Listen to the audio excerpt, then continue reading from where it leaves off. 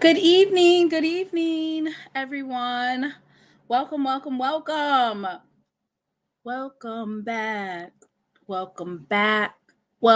back. Hey, y'all. How's everybody doing tonight? Wait, let me see. I'm over here messing with stuff.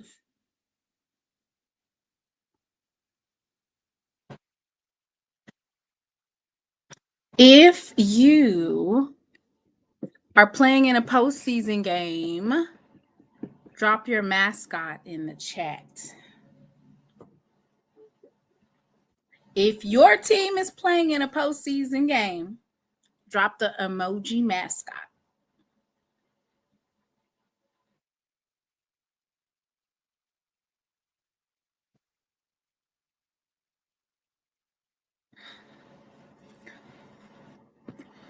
Oh, I see some tigers.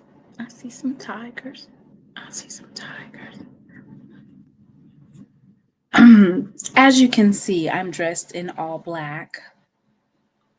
What occasions do people usually wear all black for?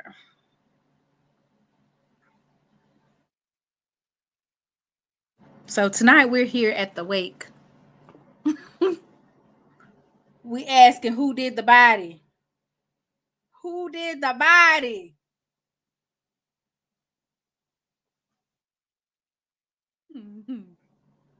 Who did the body? I got on my all black. I'm ready.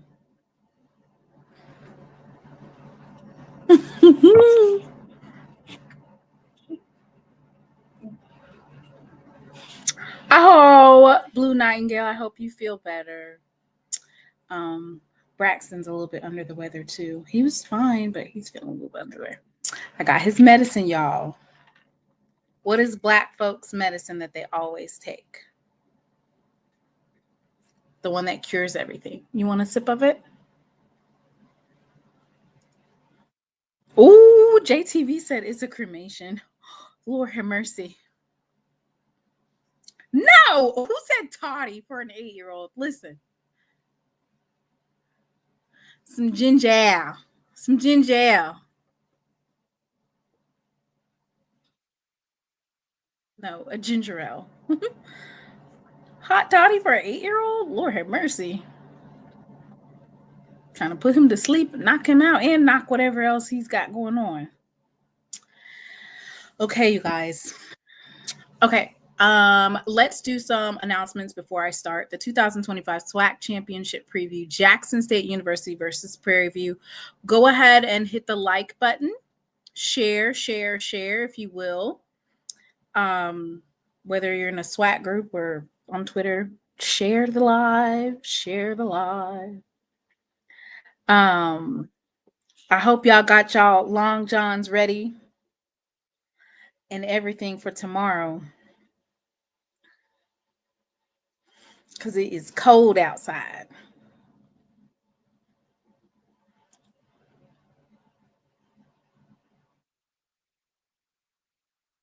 Honey and lemon. Yeah. So I am so grateful that I get to cover this. We're gonna have a good time tonight. We're just gonna be talking about the game. I'm gonna talk about our players. I'm gonna talk about a couple of Prairie View players. I did my slides. I'm all like, it's all fancy and stuff over here. Got the stuff back on. Homecoming or homegoing? Oh, Lord. And the Tigers are bringing the heat. It's cold outside, but the Tigers are bringing the heat. I like that. So just a couple of kind of like announcements before we start, or just bringing up different things. Congratulations to Howard's women's basketball. They played, let me pull up Fairfield today. And they won 72-69.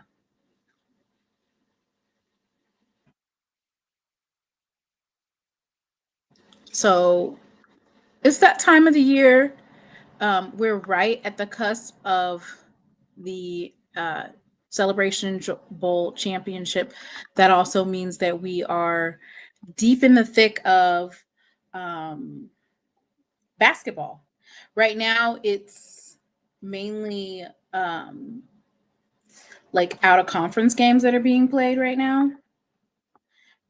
So congratulations, of course, to Howard. Howard is 7-3 in out of conference. Very impressive. And they were able to top Fairfield today. So I am so excited about tonight, because I always love to like break down and talk a little bit about our team and talk about what we are, who we are. We all know that these predictions, they're all coming to an end. This is probably the last live where you will see us talking about who is better, why they're better, which player is this and which player is that. This is the last night, because tomorrow is when it all comes down to being played on the field. And I think that it's just for fun, you know. A lot of people want to point out how they're experts in football and they've played it for this amount of time. And listen, everybody in the comments can be a coach in the chat. And hey, Miss Tiffany Dawn. So kickoff will be 2 p.m. Eastern Standard Time, 1 p.m. Central. And there is no rain in the forecast. No rain in the forecast. It is going to be cold. Let me go ahead and pull that up as well. Dr. Carey, thank you. Oh yes. Congratulations to Southern.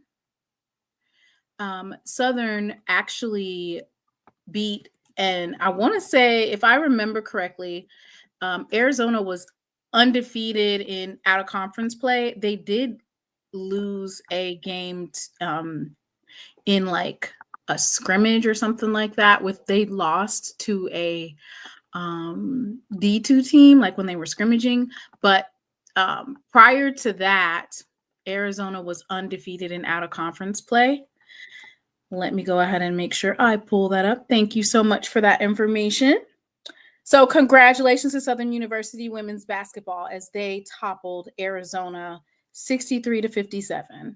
It's great when you're able to, some of these games that our basketball teams take, a lot of times they help to pay for the expenses of the program. So it's always great when you can go into a place where you're getting paid and you win. So congratulations to those Lady Jaguars. The high is going to be only a few degrees above 50. Lord have mercy. Thank you so much, Miss Whitley, for sharing. It's great to see the lovely Miss Tiffany Dawn tonight. The channel that it will be on is ESPN2.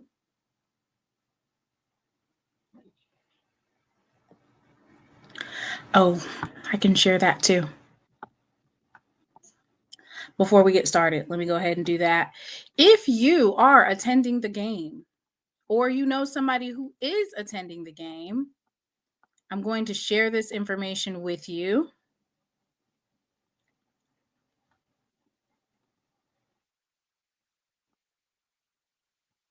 Ooh, Whitley said that's football weather. All right.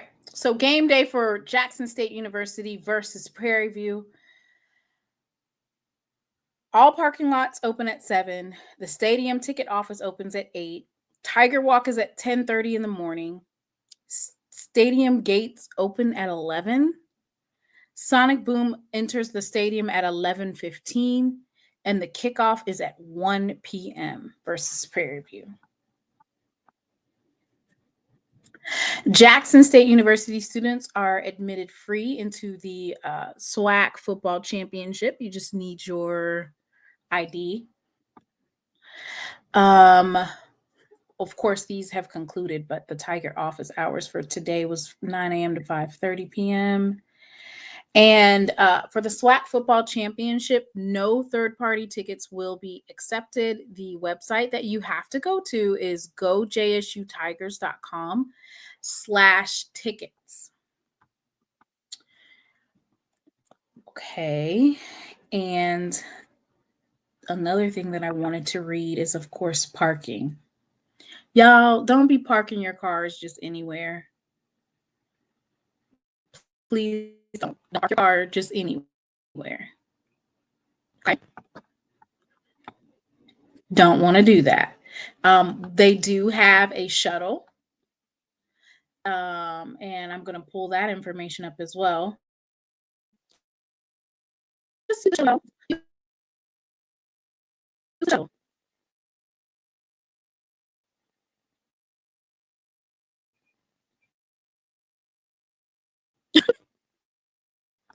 See, y'all are already about still a key person spot. All eyes on the ready for marketing pre-son. We got snow today in Virginia. Miss Tiffany, I didn't go live last night because I pick up my son and I'm in the line and the teacher says, "Okay, see you Monday." I'm like, "See you Monday?" And he's like, "Yeah, school is canceled." I said, "What? What you mean school is canceled?" So they canceled school today because of the so-called snow that never came. There was some rain, but I don't know. I think the temperature didn't drop, but they were just doing it as a safety precaution. Thankfully, I was able to be home today with Brax. So, All right, so this is the game day at Jackson State University. It's one of Jackson's most electrifying experiences, drawing thousands of fans to Mississippi Veterans Memorial Stadium for an unforgettable blend of football, music, and community spirit. And so the shuttle information is as follows. The shuttle will run on December 6, 2025 from 10 a.m. to 6 p.m. from Smith Wills Stadium, which is 1200 Lakeland Drive. Parking is $25 per vehicle, a credit or debit card only, no cash is taken. The fees include a round-trip shuttle service to the vet. There's also the Fondram parking garage. It's another option. It's located behind the Capri Theater on North State Street. Rates are as follows. I think it's $16 up to 12 hours, $12 and up to for 5 hours.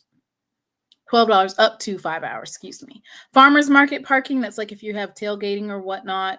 RVs is at West Street at Woodrow Wilson. It's $152 to $270. Make sure that you have your clear bags. We don't want any mishaps. Make sure you got your clear bags. Y'all, please park where you're supposed to park. Hey, Miss Uniqua.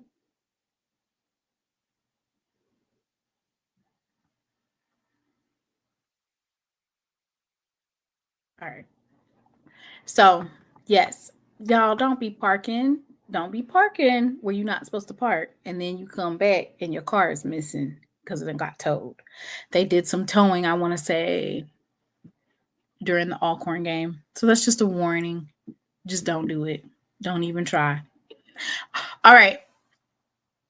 I'm going to drop this link. So, Jackson State Tigers have rushed over 200 yards in 8 games this season, and all of them are wins. While 3 games they have failed to reach the mark, they're 1-2 on the season.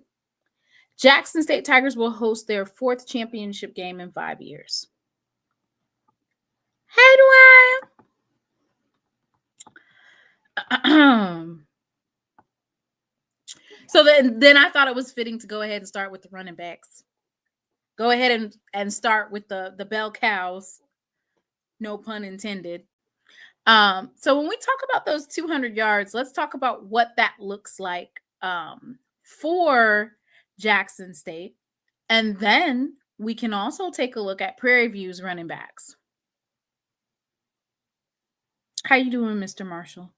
So starting off, of course, we have none other than Ahmad Miller. He has 1,027 yards. He rushes an average of 93.4 yards a game. So Ahmad Miller by himself is rushing almost 100 yards. So that's like the first 100 that you need.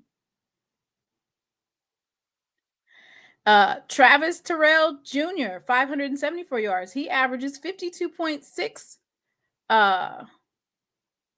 yards a game. Like, that's how many carries he has, rushing yards. Denario Davenport, 663 yards, 60.3 a game. So between the 3 of these young men is basically almost 200 yards, right? Out of these 3. We have a whole bunch of other backs, of course. And one thing that's really good about having a home game is you can unleash the depth on the entire game. You can just unleash it, who you want to use. Yes, these are our 3 bell cows, but we have a plethora of running backs that we have available at our disposal for this particular game. And one thing that I have seen from Jackson State is that it's a next man up mentality. If it's my time to take an opportunity, I'm going to make sure that I capitalize on it. And so let me see if I have that on here. I think I do.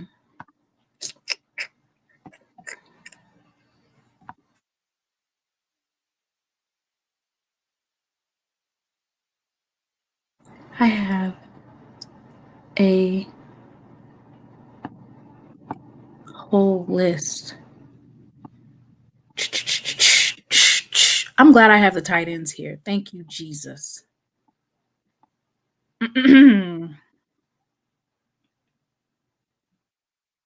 We at the Railroad District in Jackson turn it up. We rented out the ballroom for our kickoff party tonight. We PVU fans are bougie.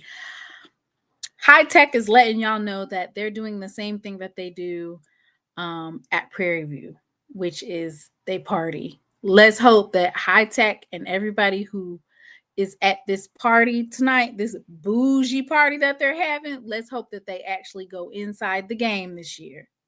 Y'all don't be going to the games in PV. Y'all be sitting there in the parking lot. We need to see y'all inside the stadium. Thank you, High Tech.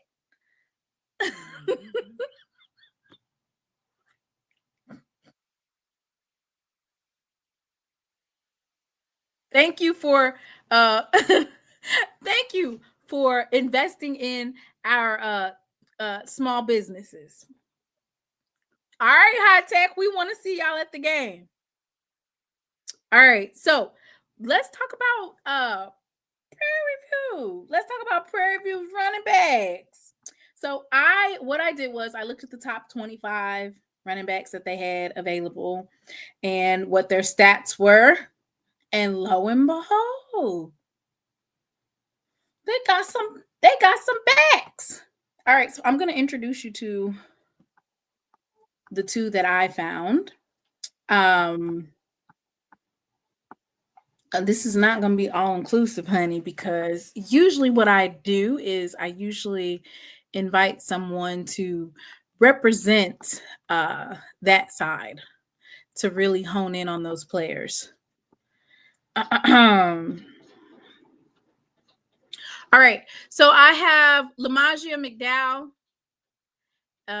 Let me tell you a little bit about Mr. McDowell. He is 6'2", 220 pounds, graduate student from Charlotte, North Carolina, Hunter Huss High School. This is one of, I want to say, out of the amount that I saw, Jackson State had 3 running backs in the top 25, and then of course Prairie View had 2. And so Lamagia McDowell had 477 yards. He averages 43.4 rushing yards a game. Yeah, that's a big kid. And then second, we have Chase Bingman, 857 yards, 77.9 rushing yards a game. Now, Chase Bingman, I don't know what the status is on that. I don't know. So Chase Bingman is the co-offensive player of the year. Is it freshman? Is it co-freshman player of the year? So Bingman was first announced as the freshman player of the year. And then they ended up going back and, of course, making Jared Lockhart and Bingman like co. But yes, Bingman moved some stuff out the way. Okay, he's a mover and a shaker. Mover and a shaker. Hey, Mr. Ford. Hey, you doing good? Yes, I am. Oh yeah, okay. How you doing? All right, I'm just listening. You doing their backs, right? Yeah, I am. Yeah. I meant to. Okay, so before we move forward, I did want to clarify something because there was an like last show that we had, you were making a comment about one of the ladies that commented in the chat, not in the chat, like after the show is over, they write in the comments, and she was just basically saying something in the to reference the color purple. Do you know what I'm talking about, Mr. Ford? Yeah, so she didn't mean anything by that. Basically what she was saying is that you were sad because that's what, in that particular movie, that's what happened. The event that was taking place. She didn't mean anything by that. She adores you, Mr. Ford. Thank you. So I should have addressed it at that point in time to let you know that that's not what she meant when she said that. All right. Thank you. Well, listen, let me say, hey, Miss Whitley, I'll be watching your boys tomorrow night at 8. I'm not leaving my house at all. I'm gonna go to Who's public. coming on at 8 o'clock? Listen, it's football. Listen, I can't after 12 o'clock. I can't leave my house. Okay, I'm gonna go and try to walk in the morning, and then I gotta go by Publix, and then at 12, I'm gonna be on my couch from 12 to probably 12. Okay, Ohio State's 12? at it's Ohio State and Indiana, the basketball school at 8. Okay, Jackson Okay. State's at 2. I got to try to watch a little bit of that BYU. I'm a big fan of that guy, the coach at BYU. I like him. And then I got to watch, Jackson's at 2. Albany State's at I think they're at 1. Okay, so I'm not leaving my house at all tomorrow. I got to do some things in the morning, and that's it. What about the D2? The D2 playoffs. What's the Yeah, status on that? that's a biggie. That's Albany State is hosting. It's called Newberry College, and they're pretty good. They're perennial power. They coming down there to Albany. That's Quinn Grace program, Albany State. They only lost one game this year, and that was to Florida A&M. So it's just great football all day tomorrow. Then I got to watch that game. That's my first game. I think my first game is BYU and is it Texas Tech? Aren't they at noon? That's a lot of football, Mr. Ford. I'm going to be football from 12 to 12. Well, it doesn't look like you're going to be on SWAC Saturday. Well, I got to do. No. I'll be. Yes, I will. Yeah, I'll be on SWAC Saturday. You talking about with you? Yeah. Yeah, I'll be there. Yeah, but hey, bro, that's our Bayless. From what I'm hearing, he already knows he's gone. He's not doing any appearances. You know how to, what you call it, the quarterback club down there, Florida A&M. He didn't even show this week. They had the meeting. I heard he didn't even come. Some of the players came. He didn't come. Yeah, they said he didn't come. I thought they said he was recruiting. Oh no. Well, we'll see. Mr. Ford. Mm-hmm. Oh, Lord. You know what, Mr. Ford? Do you see how many FBS teams are letting coaches go and hiring right away? That's how quickly HBCUs need to be. The turnaround is immaculate. Because baby, it's so much money in this. Listen, it's so much money in this during football. It's money for these schools. It's money for these players. It's money for these coaches. They've always overpaid them coaches, especially on that Division I, Power 5. They always overpaid them. But now you got these kids got to be paid. It's money. I was talking to somebody the other day. You know what? I like Coach Wilson. I'm surprised they hadn't let Coach Wilson go at Morgan State because Morgan wants to be a big player. Now, you know that, right? Morgan's getting a lot of money. Miss Mackenzie Scott? She's giving them money twice, I think, right? Isn't that right?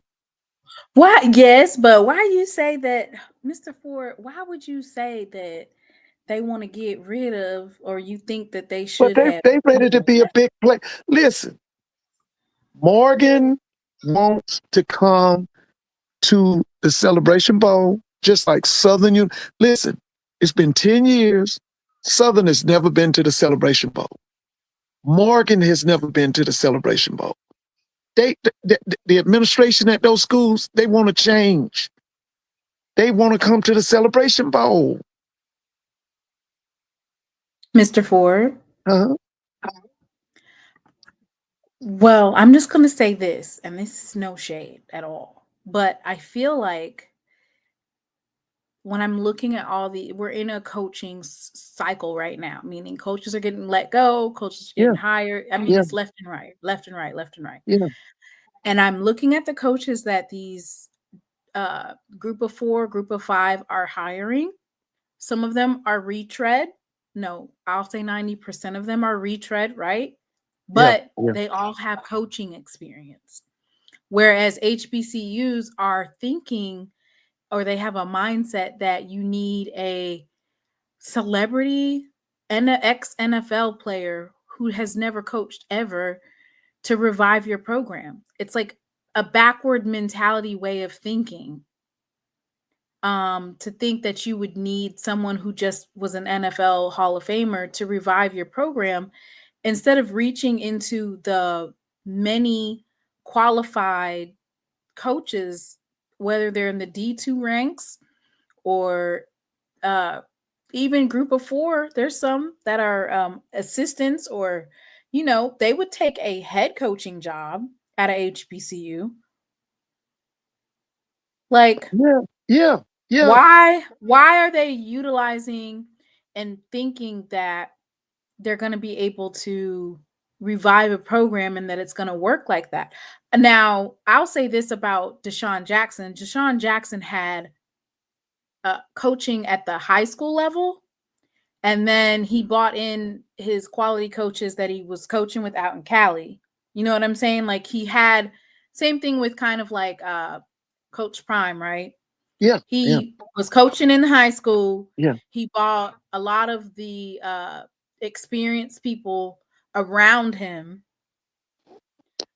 But some folks are just, I just want to know what that, if you're looking to win and be competitive, why is your first go to, we need to hire a celebrity? Well, a lot of people think that this celebrity thing is thinking outside the box. But let me just say this. I got to go and say, I know I'm gonna make some people mad. Y'all, I'm sorry, but that prime time Deion Sanders show, that's about to be phased out in Boulder. Okay, I know a lot of y'all heard about it, but it's about to go. Because listen, I'm really shocked that guy gave up his job at Sacramento. I understand, he was at Sacramento State, and now he's going to Boulder, and he'll be in in the Big 12, and I guess more people are seeing. But I'm gonna tell you right now, I'm gonna be shocked if Deion then win 4 or 5 games next year. I'm gonna be shocked. Because listen, that fire is flickering out. Okay, and then another thing I want to say. Let me say this. That was a lie told when Deion Sanders bolted from Jackson and went to Boulder. And the people said that, well, there will be no more talk about HBCU football because Prime is gone. That was the biggest lie. Let me tell you something. Starting last Monday to today, the mainstream media is really covering SWAC football. I read a really good article from a mainstream media outpost on Andrew Body this week. I read another good article on Jacobian Morgan. I read a real good article on TC Taylor. And these were not Black newspapers. Okay. So yeah. Because see, when I was in college, we used to complain about. We said that the mainstream media ignored HBCU football. Well, guess what? They definitely didn't do it this week because all of them have played up the SWAC Championship. I read a real good article, like I said, on Jacobian, Andrew Body. I read a good one on Coach Jackson. I read a good article. I found out, I didn't know this. Did you know that Coach Jackson applied for FAMU's football job twice? Did you know that? Wait a minute, what? He applied for the FAMU job twice. They got it on paper. Minute, Mr. Ford. Wait a minute, you dropping tea. I'm serious. He was at Valdosta State. He applied after Willie left, and I think he applied before that. You can check it out. But anyway, like I said, that lie that they told that the media would ignore HBCU football after Prime left. Well, this week definitely proved that was a lie. Okay, and so I'm just saying that the mainstream media, they did us justice this week. They really played up the SWAC championship. Oh, I read another good article. Like, you remember show you did where you talked about how the SWAC was doing financially? I saw an article about that. So, to all of you who always got something to say when I say that right now we're in a golden era, we are in a golden era without Coach Slime.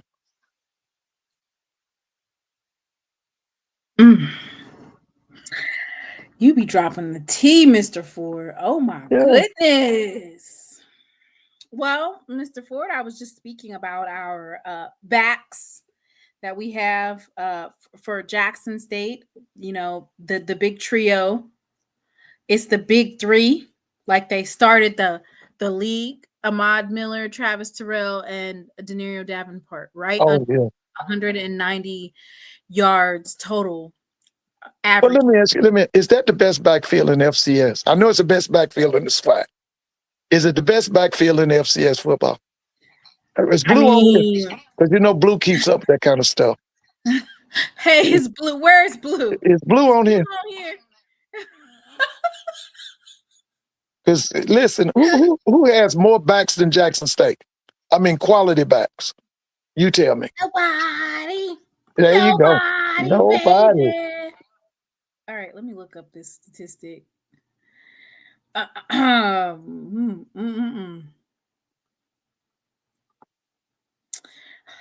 In terms of rushing offense, Jackson State is number 2. Okay. Behind Delaware State. Whoa. So Delaware finished up number 1? Delaware through Tuesday, December 2nd, 2025. Delaware State ended with 12 games played, 537 rushes for 3,491 yards. They averaged 6.5 yards per rush, 38 touchdowns. Jackson State comes in at number 2 with 502 rushes for 2,959 yards, 5.89 yards per rush, 28 rushing touchdown. Prairie View is 14 in all of FCS. I'll go ahead and pull that up. Well, listen, you know what? If I ever get a chance to meet Deshaun Jackson, first thing I'm going to do is I'm going to apologize because I definitely didn't take him serious. You know, I told you that. I didn't take him serious at all.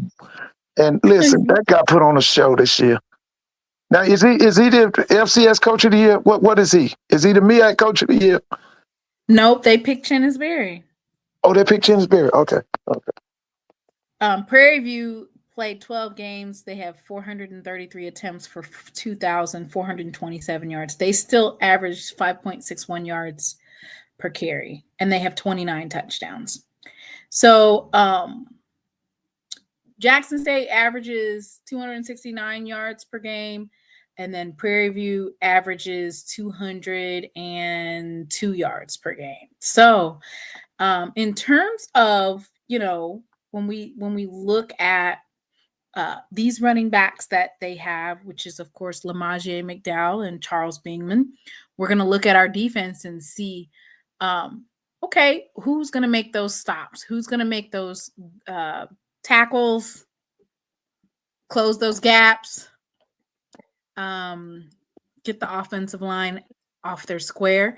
And then we'll also look at, for Prairie View, what defenders do they have that can stop our running backs. I'm just going to be honest with you. Even against Southern Miss, Jackson State put up significant rushing yards. Yeah, they did. They really looked good. That wasn't that second quarter. Southern Miss couldn't stop them. I think it was that second quarter. Yeah, they really looked good. Yeah. Yes. Yeah. We have some hell of a wide receivers too, Mr. Ford. Oh, y'all do. And by the way, is Fatilla now? Is he out for the year? Oh, is he gonna play tomorrow? He's out. He's out for the year. Okay, he's out for the year. So he will come back next year, or he's going pro. I don't have any information on that part. Okay. I do know that Marcus Dupree grandson, Janila. Oh yeah. I love him. He has 472 yards and 5 touchdowns. Nate Rimber has 670 yards and 7 touchdowns. Jamil Gardner has 483 yards and 2 touchdowns. So, and then you put Samar Savage in there. Kobe Paul. You have all different types of why. Oh, you go ahead and bring in those tight ends, right, Mr. Ford? Oh, I love them tight ends. Say? Yes, I love Jency Riley. Yeah, Jency Riley. Now, who's the other one? It might be either Darren Bennett or Kenneth Giles. Yeah, man, I love it when they go with that double tight or when they put them tight ends, especially when they go that wing tight with the regular tight. Man, to me, you can't stop Jackson when they do that.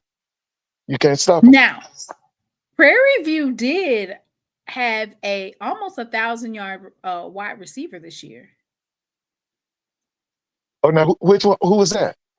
His name is I want to say I'm hoping I pronounce it right. Mr. Rockwell. Yeah. I think it's what was his number? What was his number? He had 988 yards. Yeah, I would let you know. I'm gonna be honest with you. I was impressed with their coordinators. I was impressed with the people that ran their defense. I was impressed with the offensive coordinator. Now I know he came from Sam Houston. He worked at Jackson State at one time, right? Who worked at Jackson State? The offensive coordinator at Prairie View. Yeah, he was at Jackson State. Mr. Ford, who is this Martez person talking about? If it wasn't for Coach Prime, we wouldn't know who Mr. If it wasn't for Coach Prime, we wouldn't know who Mr. Ford is. Who is that now? Martez Graham. He must not be from HBCU. Okay, now who's Martez? I don't know who he is. That's what I was trying to figure out. Okay, what was he saying? He's talking about if it wasn't for Coach Prime, we wouldn't know who Mr. Ford is. Well, that's what you remember. What's the name said he made me too. Remember, Scotty. Remember, Scotty told people that he made me. I remember when he tried to say he made me too. That was the most. He said he made me. Okay, I'm 3 or 4 times his age, but he made me.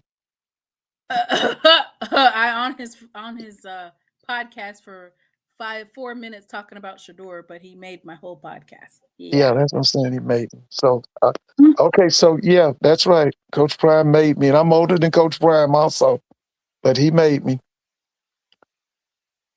Yeah. Oh, hey, by the way, hey, Miss Sykes, yeah, North Carolina Central with Jerry Mack. And I was about to say, Miss Tiffany Dunn, Jerry Mack is on TV tonight. I think they winning. Oh yeah, Kennesaw, right? Yeah, they playing Jacksonville State. Before I got on with you, I was watching James Madison versus Troy State. You was watching Troy versus who? Who you thought was going to win? Well, you don't always look at. I don't know any of those teams, Mr. Ford. Yeah. See, I have to. I always look at the Sun Belt. You know, my sister at one time worked at Coastal Carolina. You know, up in Myrtle Beach, and so.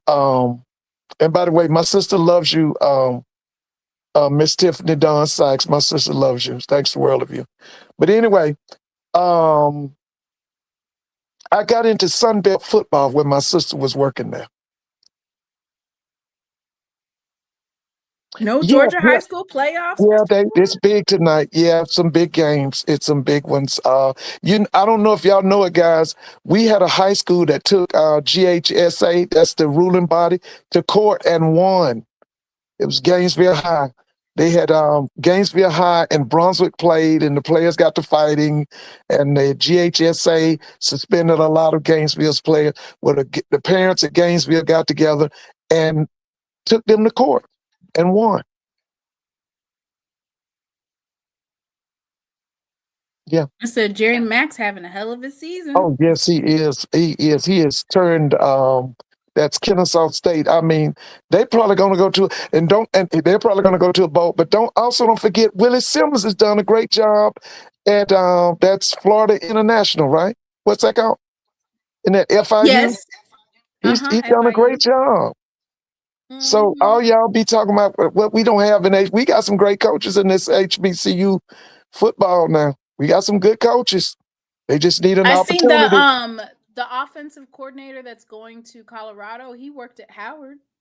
Yeah, you remember he had Cam Newton's brother. You remember him? Oh, I didn't know that. Yeah, Cam Newton's brother. Remember Cam Newton's brother played at Howard for 2 years and then he left. He went to Auburn and then he ended up, I think, at William and Mary or somewhere. Somebody said that he's getting elevated to take that job over.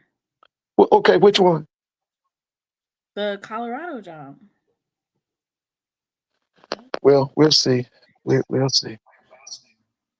TC won his Celebration Bowl ring with Jerry Mack. Yeah, I was there. They beat Grambling. I'm sorry. Oh, I take that back. No. We beat them. Grambling beat Jerry Mack. Remember the kid, he came up doing the Q thing. He was doing that, what they call the hooks.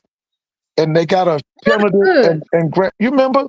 It was when Grambling played North Carolina Central in the Celebration Bowl. The guy scored, but then he came up doing that Q hook, and they called the penalty. Grambling blocked the extra point. That's how Grambling won the game. Yeah, remember? For a long time, you remember for a long time, Grambling was the only SWAC school that won the Celebration Bowl. Because originally, I remember A&T was kicking everybody in the ass. Even though that second time they played A&T. Second time A&T played Alcorn, they cheated. Because that kid, listen, Chris Blair caught that ball, and they said that he fumbled the ball. I'm not fumbled, but juggled it. Alcorn should have won that second matchup with A&T. But remember, when the Celebration Bowl initially started, A&T was the big dog. They won like A&T won 4 Celebration Bowl. They beat Grambling and they beat Alcorn 3 times. Dang. You remember? G don't ever need to talk about us. Well, I always tell G now they took that second one from him. That second one that they said that he fumbled. I mean that they juggled the ball. It was Chris Blair. He caught that ball. That second one. Chris Blair that plays for the Atlanta Falcons, right? Yeah, he caught the ball, and they said he juggled the ball, and they took it away from him. And the quarterback, he left, and then he went down to University of South Florida. I really like that second team that Alcorn sent to the. They said Cohen got drafted off of the Celebration Bowl. Oh, he went for like 300 yards? Remember the first Celebration Bowl he ran for like 300 yards? He just went wild. Yeah. Trey Oliver was coaching the secondary at Grambling then? Dang, Trey Oliver was all up and through SWAC. Yeah, he was. He was also the DC at Southern. I remember that. That was because Willie Simmons brought a Prairie View team over to Baton Rouge and beat them on their homecoming. And then they made Dawson Odoms give up the head, he was the head coach, but he was also the DC. He was a play call. They made him stop. And that's when he brought in Trey Oliver. Yeah, because they beat. You can ask some Prairie View people. They came over to Baton Rouge and took their homecoming. It was a big crowd and everything. Yeah, they beat them. That was Willie Simmons. That was Willie Simmons versus Dawson Odoms. But Willie Simmons at Prairie View at the time. That's a little bit of history. But back onto this 2025 SWAC Championship. Let's talk a little bit about the top tacklers that are going to be playing in this particular game. I pulled these stats, of course, from SWAC.org. So, of course, we have Quincy Ivory, who is the Defensive Player of the Year. Oh, yeah. And we have Reed Pullum, Yeah. So Quincy Ivory had 31 solo tackles, 33 assists, and 6 sacks. Reed Pulliam had 33 solo tackles, 27 assists, and 1.5 sacks. Sterling Roberts has 20 solo tackles, 43 assists, and 1 sack. What's his Kennedy number? Parker, What's Sterling Roberts' number? number 3 from Prairie View. Oh, yeah, that's that linebacker? Yep, he's a linebacker. One of them guys is really good. One of them linebackers is really good. Kennedy Parker, 29 solo, 36 assists, 4.5 sacks. That's number 7, and he's a linebacker. Will the channel be at the game? Mr. Ford, somebody is calling you.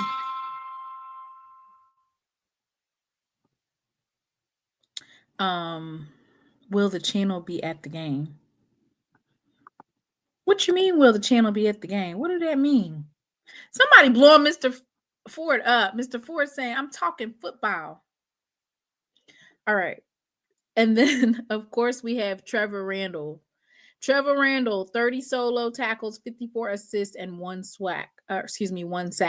Now, in terms of like defensive player of the year, they were highlighting Trevor Randall as a strong contender for defensive player of the year. Ultimately, it ended up being Quincy Ivory, newcomer of the year, SWAC newcomer of the year, and then defensive player of the year.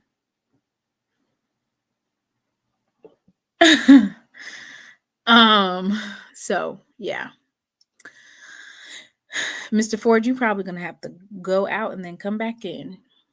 But anyway, y'all, when I was pointing out the running backs for Prairie View, or if you're looking at the running backs for Jackson State, and then the wide receivers, and then we're looking at some of these young men on defense.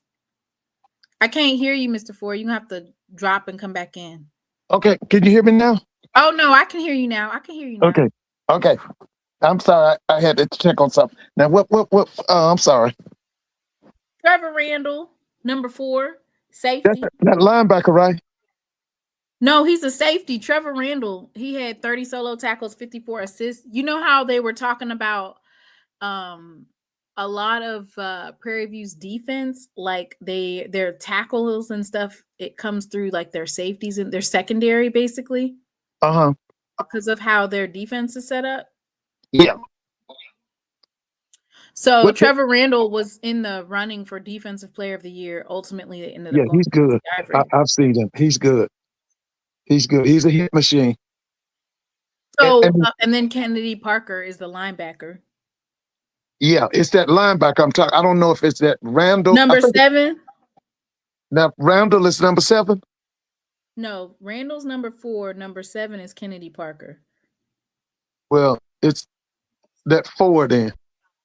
That kid is a hit machine. He's a hit machine. And by the way, the other thing that you're going to see tomorrow, they do a good job of adjusting. You know, like they'll give up something, Prairie View's defense, but they come back with great adjustments. Mm-hmm. You'll see that tomorrow. And so for me, when I was looking, Reed Pulliam is so good at open field tackling, right? Yeah, and so is Taylor. So is Taylor. Ashton Taylor, yes. Yeah, Taylor's really good. I was looking at, Chase Bingham and Lamondre McDowell are not small backs.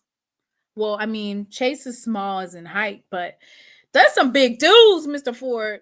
So for us, it's going to be the defensive tackle. Really, it's going to be defensive edges, the defensive ends getting to the quarterback, right? Not allowing him to sit in the pocket, disrupting that. Yeah. But also containing those gaps.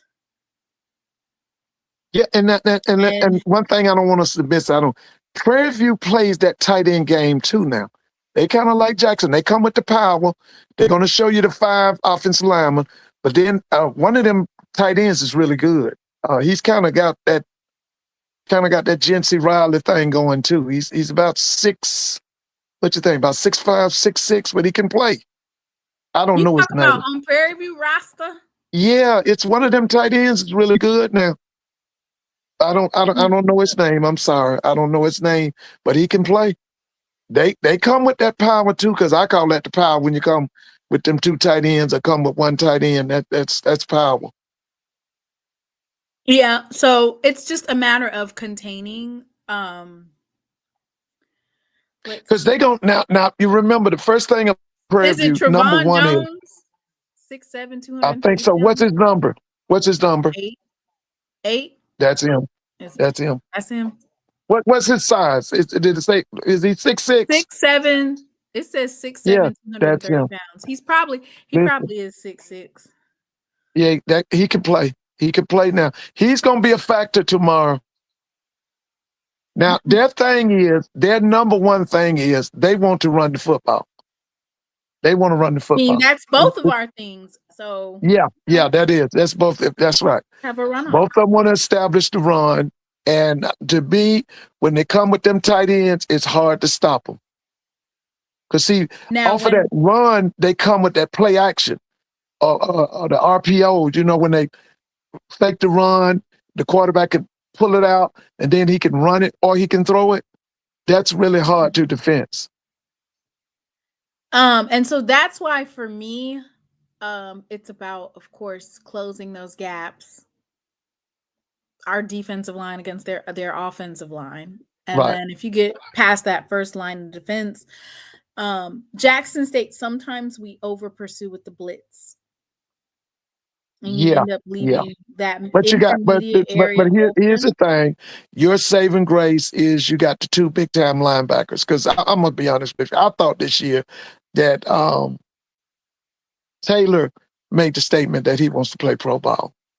That's where I looked at Taylor this year. I thought that Taylor. That's actually back-to-back years that Ashton Taylor made the defensive play of the game to seal the game. So basically, versus Alabama State, he got the safety. Yes, he did. In Montgomery. Yeah. Then this year, of course, he tackled the offensive player so that he didn't get a touchdown. A goal-standing touchdown. Like, that is huge. Yeah. Oh, yeah. Yeah. Now, I'm going to tell you something. I really don't see Prairie View's defensive line being able to match up with your offensive line. I might be wrong. I don't see it. Because your defensive line, your offensive line is going to come down the hill. Like I said, when they put them tight ends in the game, it's going to be unstoppable. I will be shocked if Prairie View stops Jackson from running the football. I'm going to be shocked. So their defensive line is all between 6'2" and 6'6". Defensive tackle 5'11", 315 pounds. Jamal Marshall, defensive tackle 6'2", 280 pounds.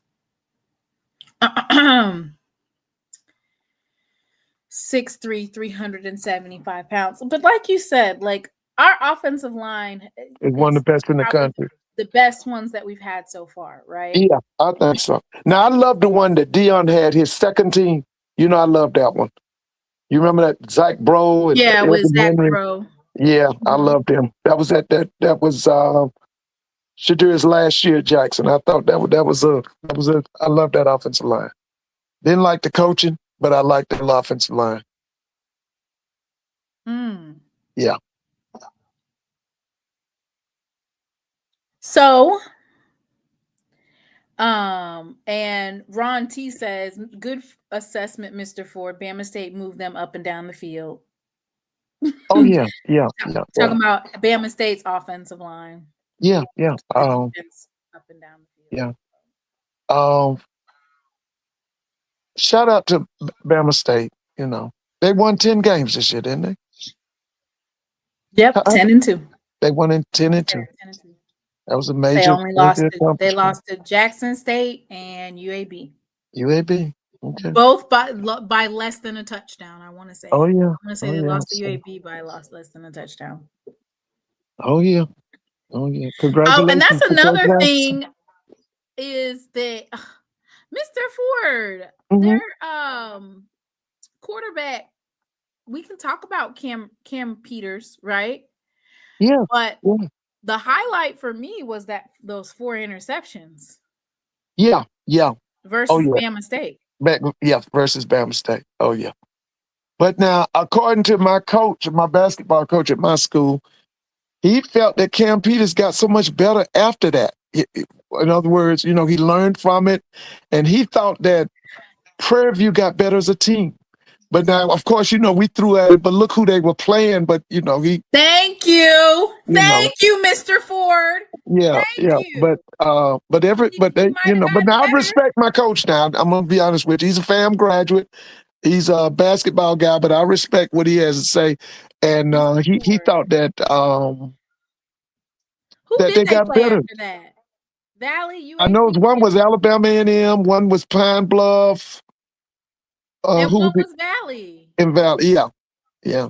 Okay, so Alabama A&M ain't had a defense since they began this season. They didn't have a defense. We knew versus Bethune-Cookman that they didn't have a defense. Right. Yeah. And then once Alabama A&M lost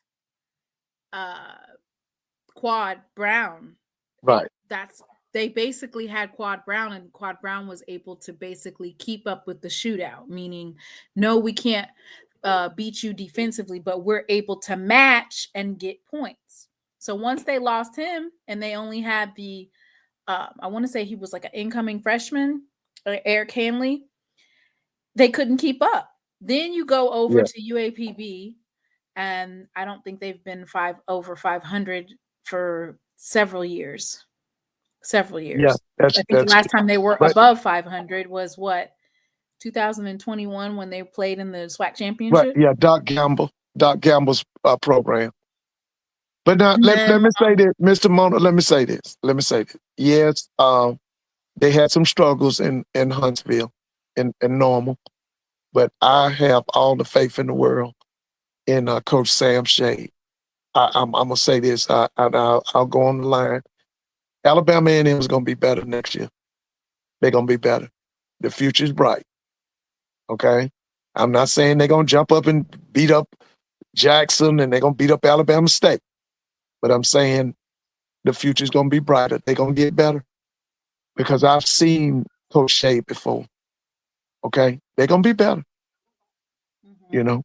They're gonna be better. I'm just telling you. He's a football man. Yeah, they're gonna be better. Not saying they're gonna take over from Jackson. Not saying they're gonna take over from Alabama State, but they're gonna be better. A Chrysler looked like a Phantom until a Phantom pulls up. Yeah. Oh yeah. Oh yeah. But like listen, Coach Shade is gonna be better. I'm telling you now. You just wait. The main thing. Oh, by the way, did Jackson do any? Did y'all sign anybody Wednesday? We did, Mr. Ford, and so it was one of those things where it was like I was supposed to, because I've been offline for so long. Usually what I do is I usually go live during the middle of the day and I cover it, right? But with me having to deal with rats not going to school, and then the SWAC Championship, I did not have a chance to put all my ducks in a row to do that preview. So I think I'm going to do that preview on Tuesday. Okay. So how many players did y'all sign? It's kind of like, then on Tuesday it's kind of be like, dang, I need to be getting ready for Celebration Bowl, right? Yeah. Oh, it's so much. Oh, the Black King says sounds like excuses. Well, talking about Coach Shade? No, talking about me not doing the. Okay. Well, but let me ask you, what was your number? How many people did you sign Wednesday? Because black schools usually wait until February and they do the bulk of their signing. Usually it's them Power 4, Power 5 schools that do the early signing, and then we do Stuff the out the majority of our way. signing in February. Well, that's probably why Jackson State is ahead of everybody. We do our signing in December, right? Right. And a lot of those schools that, or excuse me, a lot of those young men that signed in December, they will be on Jackson State campus and enrolled for January. Okay. Okay. All right. So we have, I'll just read them to you real quick. Yeah. Mikey Johnson from Germantown High School. He's a cornerback. He's 6'1" and 190 pounds. Good signs. And wait a minute. Germantown, that's Mississippi. Where is that? I thought Germantown was in Memphis. That's right. You're right. There's a Germantown in Memphis. You're right. You're right. Huh? Yeah, that's right. Oh, okay. All right. Yusef Colding is from St. Martin High School. And oh, Lord have mercy. See, this is why. Yusef Golding is a defensive back. He's 6'3" and 200 pounds. Okay. He's from Ocean Springs, Mississippi. Okay. All right. Chad Wyndham. Uh-huh. Ooh. He's from Noxubee County High School. He's an offensive lineman, 6'5", 290 pounds. He's 6'5", 295, 90 pounds? 290 pounds. That's a big time of that, baby. That's a big size. You know, they re-upping that offensive line. Oh, yeah. I want to say we lose Towns Blue this year. He'll be gone. You think he'll get a shot let me ask you, you think he'll get a shot at the league? Absolutely. Yeah, yeah. Michael Johnson Jr., Carver High School. He's an edge, 6'1", 240 pounds. And Carver, that's in New Orleans? Or where's that Carver? I want to say that's in Atlanta. Ain't it in Atlanta? Okay, yeah, we have a Carver in Atlanta. Okay. But now, you know, there's a Carver everywhere. There's a Booker T. Washington and a Carver High School everywhere. Okay, well, that's in Atlanta, Georgia. Oh, okay, in Atlanta. Yeah, I know. Yeah. Atlanta, baby. That's right. I know them. I think they're the Panthers or something. I can't remember. Yeah, I know about them. Samuel Dunn. You remember I was telling you about him. That's the quarterback, right? High School. Yes, I want to say he is a 3-star quarterback. 6 foot, 180 pounds. Oh yeah. 185. 180 oh, yeah. 185. Oh yeah. Yep, he's a bona fide 3-star. Oh yeah. Yeah, he comes from we talked about Mobile, Alabama now. You know what they turn out. All right. Wildrecus Johnson from East Central Community College. He is a defensive back, 6'3", 205 pounds. Ooh, them some nice size DBs. You getting some height in there. Yeah, y'all getting them. You don't remember Mike Haynes, do you? Remember Mike Haynes and Lester Hayes? They were them big old DBs that the Raiders used to have. They were big guys. That's what y'all getting, them big DBs. Well, yes. So, Wildrecus. So he's originally from Tylertown, Mississippi.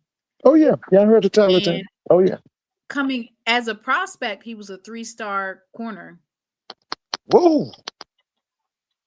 As a prospect, he is of course, he's a transfer in, but he was a 3-star prospect when he was coming out of high school.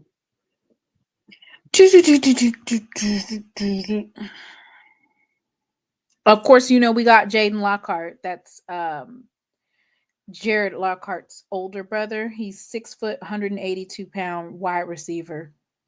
Okay. And that's it.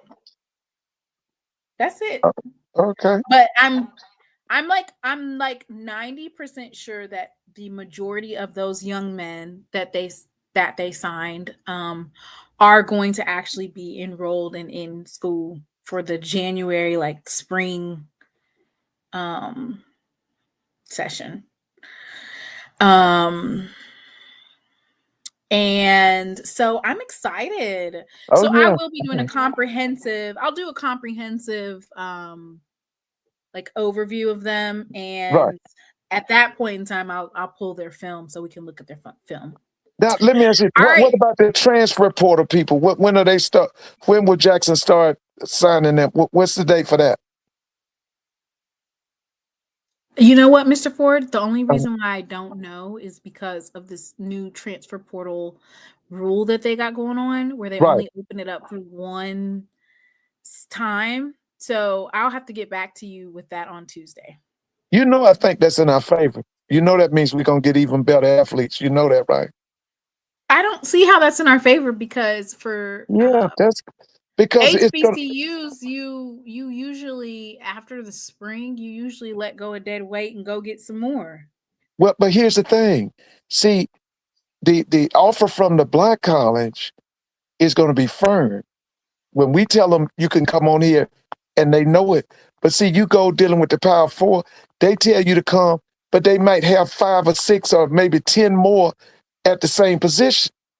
So I'm thinking that this is going to increase our talent pool on the HBCU level, especially in the SWAC and the MEAC.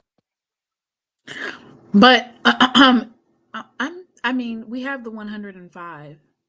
I want to go back to that, But I know, but I'm saying I think we're gonna get better talent. I think that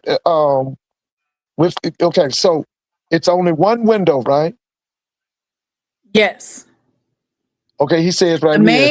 college It football opens on January 2nd. It runs for 15 days through January 16th. Listen, I think we're gonna get some really good players, y'all. Now I might be wrong. I think we're gonna get some really good players. That's so hard, because you're going to take a leap of faith and go to a school and you don't even know if you're going to make it through the spring with a scholarship. I'm really interested to see how this works. For the HBCUs, usually what ends up happening, and I'm not even just HBCUs, that they have the vanilla spring game. Yeah. They have their exit interviews basically on how you guys did in spring practice. And then they trim the roster and they bring new people in for the summer. So I'm interested. You're right. I'm You're right. gonna have to ask a coach's perspective for what they think about the transfer portal. It'll be interesting to see what they think about. But see, let me tell you what happens on these days, like tomorrow. All of them Power 5 players, we only have 1 year eligibility. Coach has been fired. All of them Power 5 players, they've done 2 springs at Auburn and at a Mississippi State and these schools like that. And now they're still not starting. I'm telling you, they gonna definitely look at them HBCUs, especially the SWAC. Why? Because of the exposure the SWAC is getting. I'm telling you right now, it's gonna be so many kids that's at these Power 5 schools gonna be watching that game in Jackson tomorrow and gonna be thinking about decision. Because see, these guys, okay, coach has been fired. You got 1 year eligibility.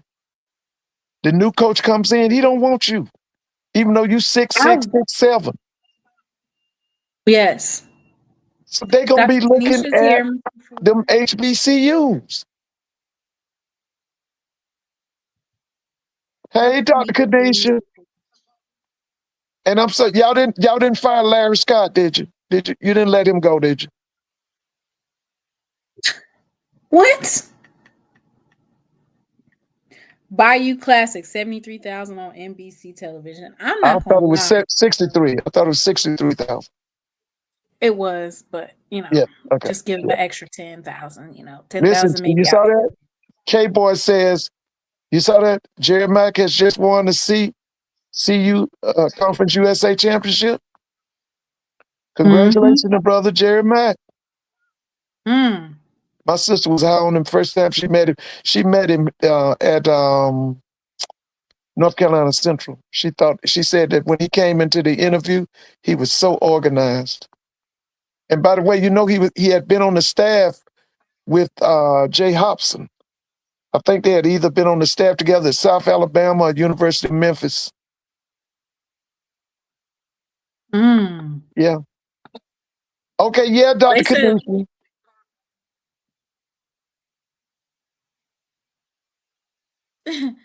Power 5 normally poach players after the spring games in the second portal window. That's true. They do. They let y'all do all the work. They let y'all do all the labor. That's right. Remember the kid that's up at Virginia that's getting ready to be showcased? You know that kid was at Central, that running back? You know who I'm talking about? Ooh. Isaiah Spencer? No, he was from Jackson. There's a kid that's at the University of Virginia with the Cavaliers. That he's like the top back at with the University of Virginia. The one that coach that you remember they said the guy was on the side. Oliver was exposing. Yeah.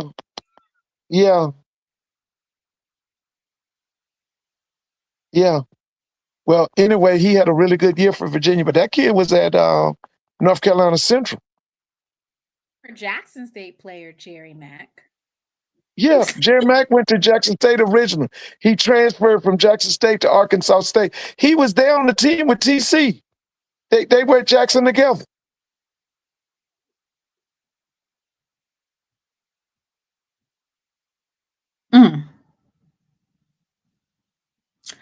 Well, let's talk about these quarterbacks, Mr. Ford. Oh, yeah, let's talk about it. So, there is like a little bit of a conundrum here because some folks are saying that Jacoby and Morgan might play tomorrow, but I'm just gonna rock with Jared Lockhart for now. Right. He's 5-0 on his starts. Jared Lockhart, he's played in 6 games. He's 5-0 whenever he starts. He had 2 interceptions. He's throwing at 68% completion percentage, 1,052 passing yards, 7 touchdowns, 196 rushing yards, and 3 touchdowns. Right. Oh, Dr. Kanisha said that she personally knows 2 SEC position coaches that have the SWAC app on their phones. So, yes, they are paying attention. Oh, yeah. Without a doubt. Not they have the SWAC app on their phone so that they can watch these young kids and figure out who they want what do they call them? The agents, the secret agents to reach out to them. Oh, yeah. Lord, it is. Yeah. Because that was poaching with the Spencer kid, wasn't it? Wasn't that poaching? It might have been a poaching, but a little bit more so of like a family member wanting him to also go somewhere. So that probably was an agent getting in the family member's head. Okay, there it is, Jamar Taylor. And then they lost. They lost their Virginia coach, right? Okay, which one? The Virginia Tech coach. Yeah, they got fired.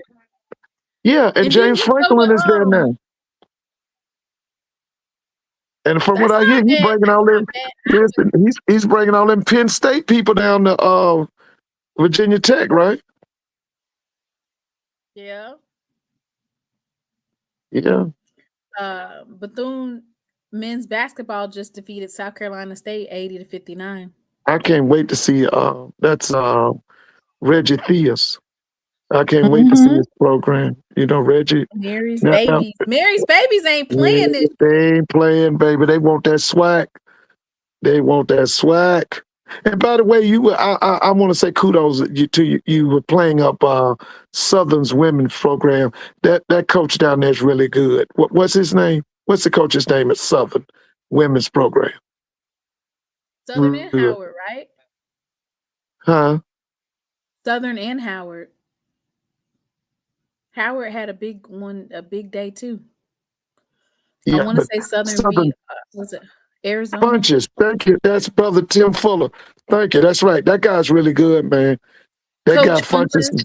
Yeah, he's really good. He's good. He's good. 'Cause aren't they the defending? Aren't they the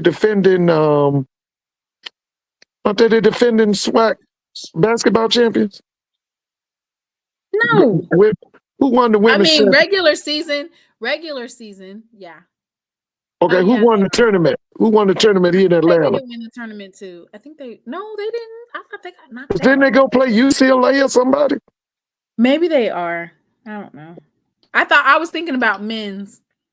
No, I'm talking about women. I was talking about women. Okay, yeah. So Southern women, I think they went all the way through.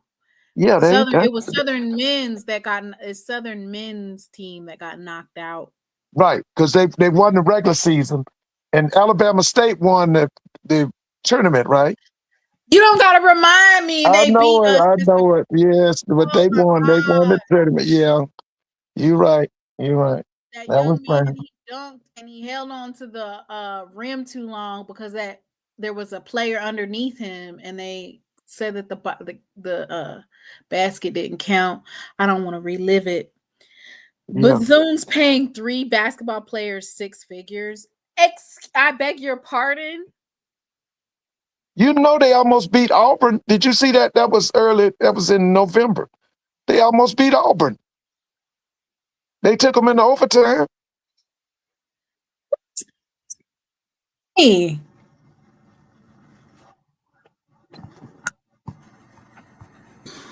They said that they paying 3 figures.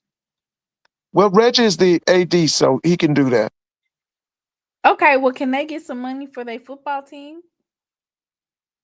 Listen, you know what? I think they're gonna get better, y'all. You know, my biggest problem with their football team was the coordination of the defense. I thought was kind of elementary. Oh, I can't wait till SWAC play. Yeah. I can't wait. Bethune got a good team. Yeah. On the Bethune-Cookman's men's got a good side, team. Grambling. Yeah. Got a good Southern's team. gonna be good. Southern's gonna be good. Southern's Alabama State's gonna be good. They said SWAC TV gonna be jumping for basketball. You know, Texas Southern's gonna be good. Texas Southern's gonna be good. Now, what about Prairie View? What have you heard about them? Y'all go ahead and who? I'm saying, what about Prairie View's men program? You heard anything? I ain't heard nothing about Prairie View's basketball team. I Me, haven't heard. I never did anything either. But I'm just saying, FAMU, they said somebody said FAMU got Charlie Ward coaching them. Yeah, they do. I need to start keeping up with them. I hadn't looked over. I'm just, I'm so stuck in this football right now. Yeah, y'all go ahead and get ready to play some basketball. Y'all go ahead and get ready to shoot some layups. I guess I'm gonna get into basketball after in January. Because right now it's just so much football going on. I can't do too much. I can't do football and basketball. Me either, Mr. Ford. No, I get Basketball burned out. is really overwhelming. So Cam Peters played in 11 games. He has 6 interceptions, and then somebody revealed that 4 of those took place versus Alabama State. So I'm sure that they're looking at that Alabama State film to see what happened that transpired that made Cam throw 4 interceptions. And what I felt like it is the amount of pressure that they were putting on him. I was about to say.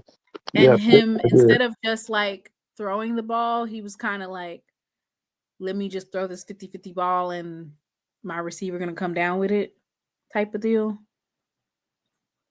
Yeah. Like you said. And so him getting better is when you have pressure on you, throw the ball. Right. Yeah. That's going to be the thing. Because, Coach Quinn's going to come with a lot of pressure on him. And we're going to see his maturation level. Can he handle it? What will his offensive coordinator do to kind of withstand that pass rush that Jackson's going to come with? Because Jackson's going to come with that pressure, and they're going to come with them athletes. When they stand them 6 up in the box, and they coming, baby, we got to see what he's going to do. What's his reaction? So you're saying like with the, because Coach Quinn love a 3-3-5. He love a 3-3-5. And I hate it. Don't say nothing, and don't say nothing about it because it's not an actual 3-3-5. It's a 3-4 or a 3, whatever he deems it to be, disguised. Okay. So you don't Well, know who's dropping and who's blitzing. I like when he stands 6 up and put them up all, and all of them stand up. That's what I like because he coming with that pressure. I That's would what I really like. love to see them stack it to a 4-2. I honestly think that they need that extra But deep isn't that your base tackle. defense? In your base defense a 4-2-5, or is not? No, our base defense is 3-3-5. I wish we had a base 4-2. Oh, okay. I have never. I don't. I see 3-3-5 all the time. They got Jeremiah Williams, Yeah, Ryan Jeremiah. Lacey, Yeah, Timon Wells. yeah. They got the John Brown, Jalen Ware.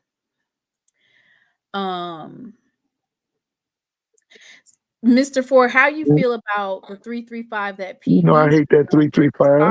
I hate it. I hate it because it's natural creases in it, and you can run on it.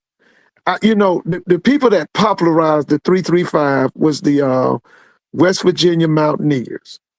And the reason they popularized it was because they didn't have no defensive line. They didn't have an abundance of defensive line. And then, people like Southern tried to run. I hate that defense. I hate that Well, he defense. said that the JSU base is a 4-man front. But every time I look at the screen, I'm seeing 3. Now, there is a like he said, it's disguising blitzes, disguising who's dropping, because you'll see it a lot of times. You'll see like Quincy Ivory. Sometimes he'll blitz, and sometimes he'll drop in coverage. That's how he was able to get that interception. They had him dropping. Listen, one of the reasons I wasn't sad when Coach Bradley left, remember Coach Bradley? Because I hated that 3-3-5. And he Me loved it. too. You're right. There you go. Jolie Dunn. He's from Georgia. Jolie Dunn. Yep, 3-3-5. Jolie, I think, perfected it at, was it South Carolina? And then he took it out to Mississippi State. Jolie was from Georgia. He was from Columbus, Georgia. I think Jolie Dunn might have trained John Hendricks. I'm not sure about that, though. Yeah, I remember Jolie Dunn now.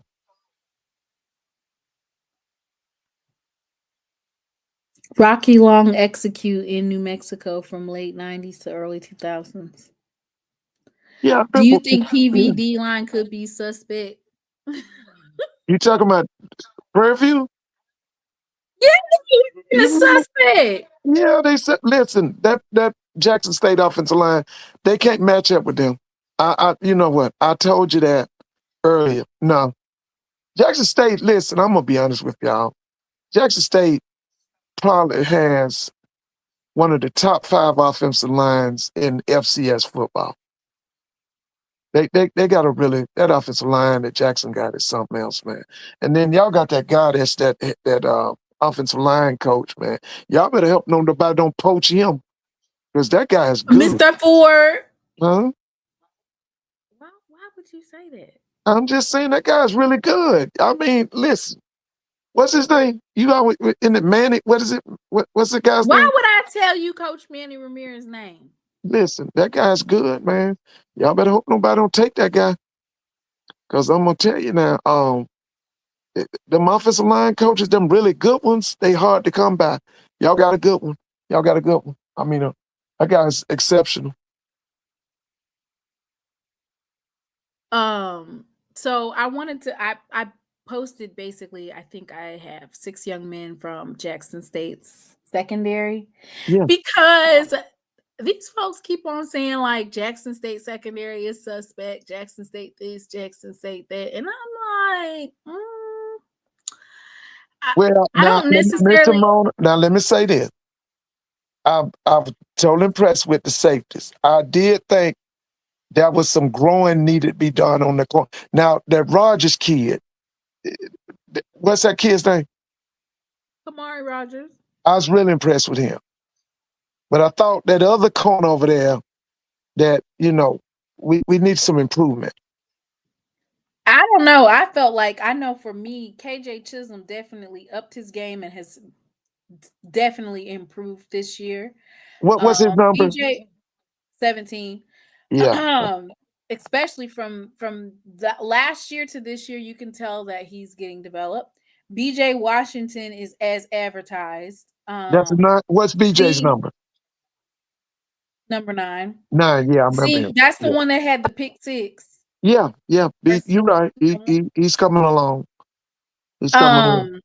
I feel like a BJ Washington, Quincy Ivory, even Shamar Hawkins. Bauhaus. Oh yeah, I like the Hawkins. The Hawkins kid is the kid from up north, right? Where's he from? That's kid from is it Detroit or Chicago? Chicago, Illinois. Yeah, he's good. I like him. Yeah, but like he had, I want to say he had maybe 2 interceptions. Was it 1 or 2 in the Celebration Bowl? Shamar Hawkins was a ball hawk in the Celebration Bowl. Yes, he was. He had a really good celebration.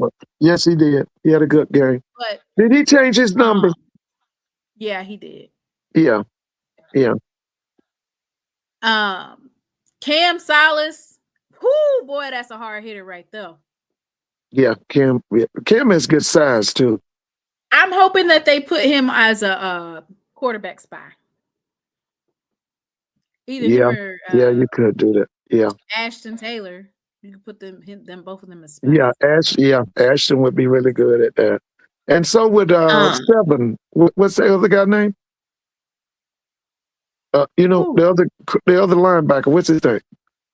Reed Pullen. Yeah, Reed would be a good spy, but Taylor would definitely be a good spy. I feel like I want Reed to be rushing the pass, spying on them. No, yeah, I want him to be a running back spy, not the quarterback spy. Oh, okay. Like that's why I said like these DBs and safeties, like our secondary had a bend don't break mentality.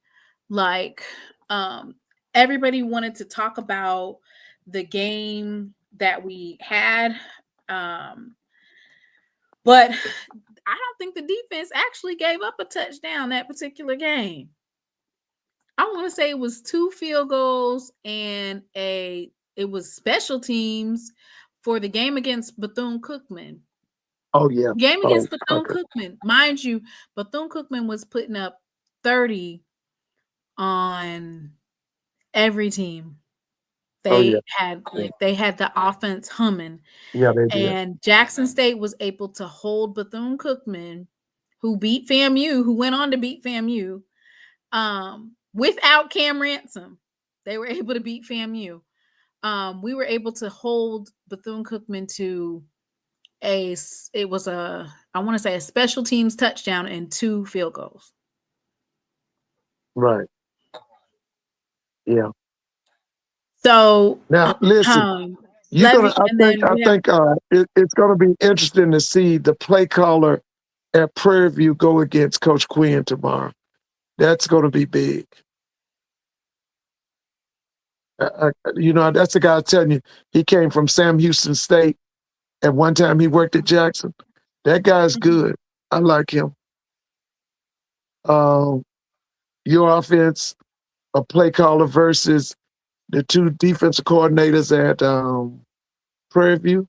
That's going to be interesting. Mm-hmm. That's going to be interesting. And I'm ready I would like to see it.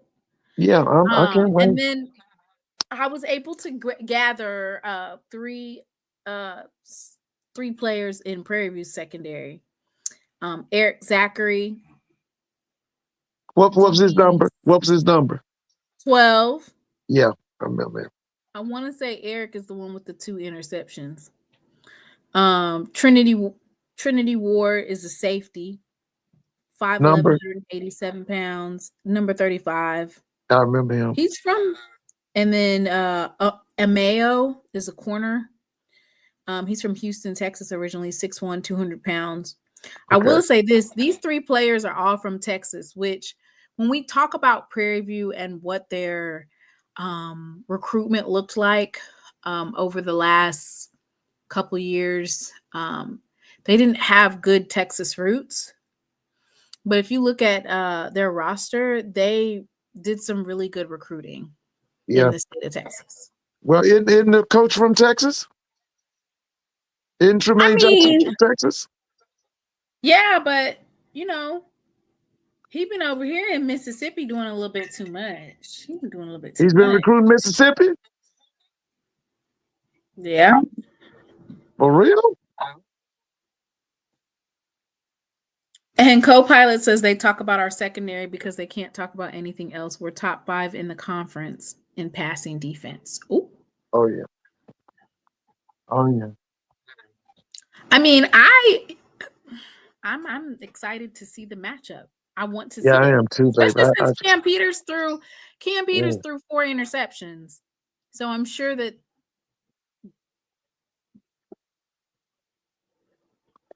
Yeah, if they rock him tomorrow, they basically don't have a chance. If that pressure gets to him, that's why I want to see. Has he grown up? Now you said Coach Jackson ain't SWAC. Didn't he play at Texas Southern?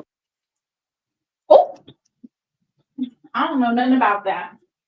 I thought he played it. He was a nose guard or something at Texas Southern. What? Huh? Nothing about that. Yeah.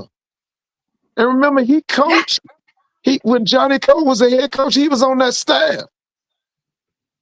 Oh, he was a part of the cheating team. Yeah, he was there. He's from the Johnny Cole tree. From that Cole tree.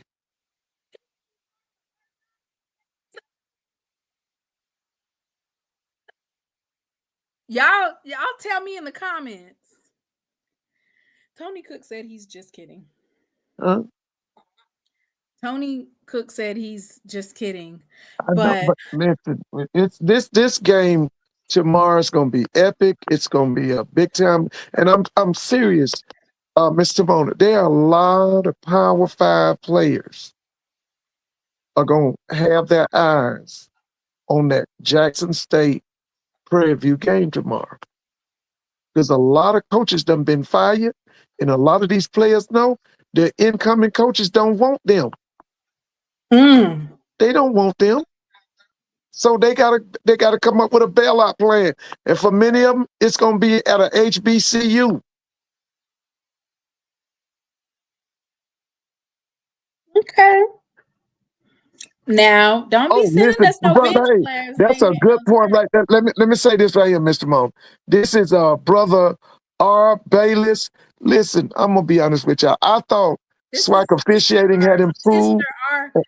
Sister R. Bayless. R. Bayless. Listen, let me tell you something. I saw some games this year. You're going to have to talk to Coach. To Dr. McClellan. That officiating they weren't cheating, but the officiating was a lot to be desired. I'm serious. I watched the FAMU versus Bethune-Cookman game, the Florida Classic. Okay, I thought the officiating was terrible. I thought it was just they missed too much. The officiating was just terrible. It was, and this brother has a great point. I hope the officiating is on cue tomorrow. Because I'm brother, that's Mrs. That's okay. That's right, Mrs. Bayless. Listen, you bring up a good point. I just think that's one of the things in the off season that Dr. McClellan and them got to put more emphasis on is officiating. Oh no, he did say brother. Yeah, I'm sorry. But no, you was right. I was wrong. Oh, okay. But yeah, it's officiating. We got to do it better. I hope.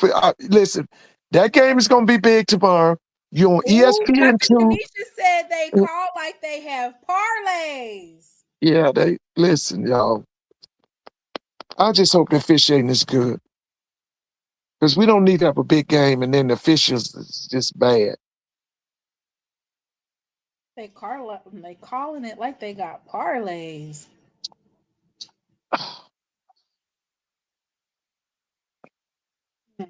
It's It's a dirty mess. The Hampton crew was pretty good. Oh, I'm a woman. Oh no, it is a woman. That's what I said, Miss Bayless. I said you was a woman. I said it. oh, I'm sorry, Miss Bell. I hope I didn't offend you. I'm sorry. I said you was a woman, Bayless. Yeah. But you brought up a good point. I just hope the officiating is on cue tomorrow. Because It's gonna be on cue tomorrow. It's gonna be on cue that Jackson State don't cover. Did Jackson State cover a game this year? Listen, don't even if it's coming down to that, don't do it.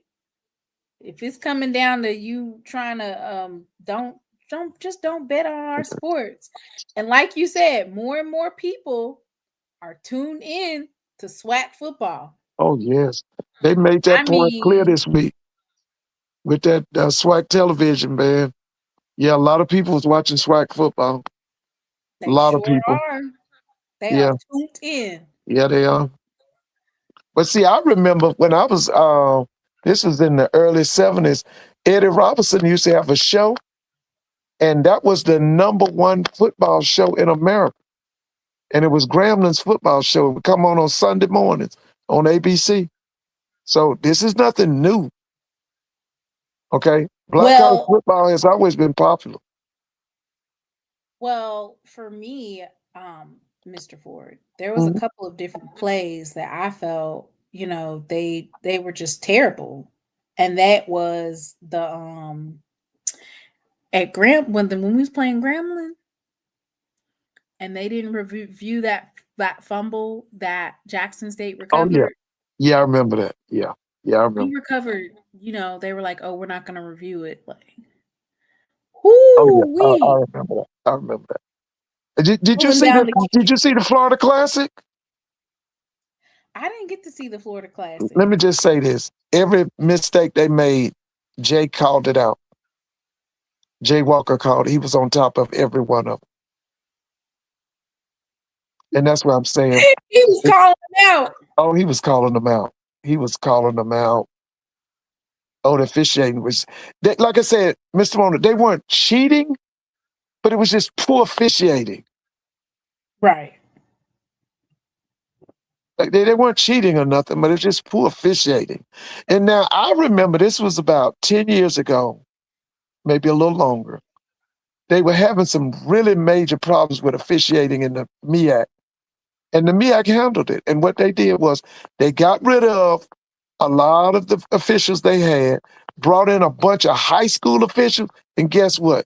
The officiating, got better overnight. Yes. Well, then that's what they need to do then, because this is ridiculous now. I think that it's almost like, I don't know, it just seemed like it's almost impossible that Jackson State would have to have a situation where we're on home field and we have 2 instances where you have to put 1 second back on the clock for the last play of the game to seal the actual game. Let me say this too about Jay Walker. Jay is jealous of the SWAC. He's jealous of the attention the SWAC gets. He's jealous of the history of the SWAC. But as far as his X's and O's, nobody can beat Jay. He's one of the best. But it's his unprofessionalism. The things he says about FAMU is ridiculous. Now stuff about FAMU? Yeah, he always got something out of his mouth about FAMU. But like I said, he's just jealous of the success of the SWAC.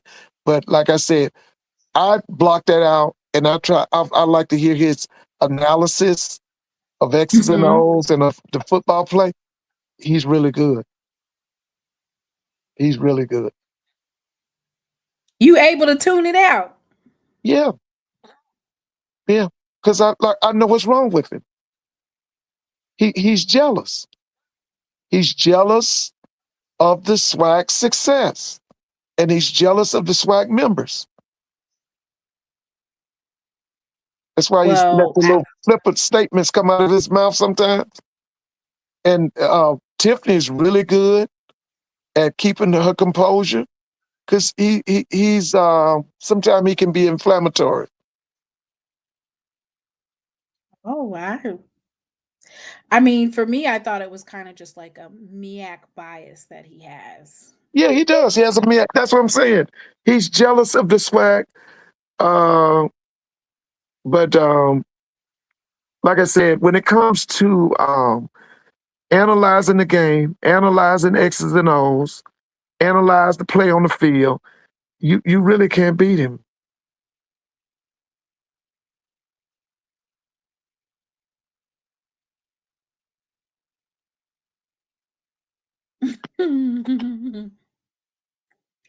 um, do you know who's calling the game tomorrow? You know it's gonna be them.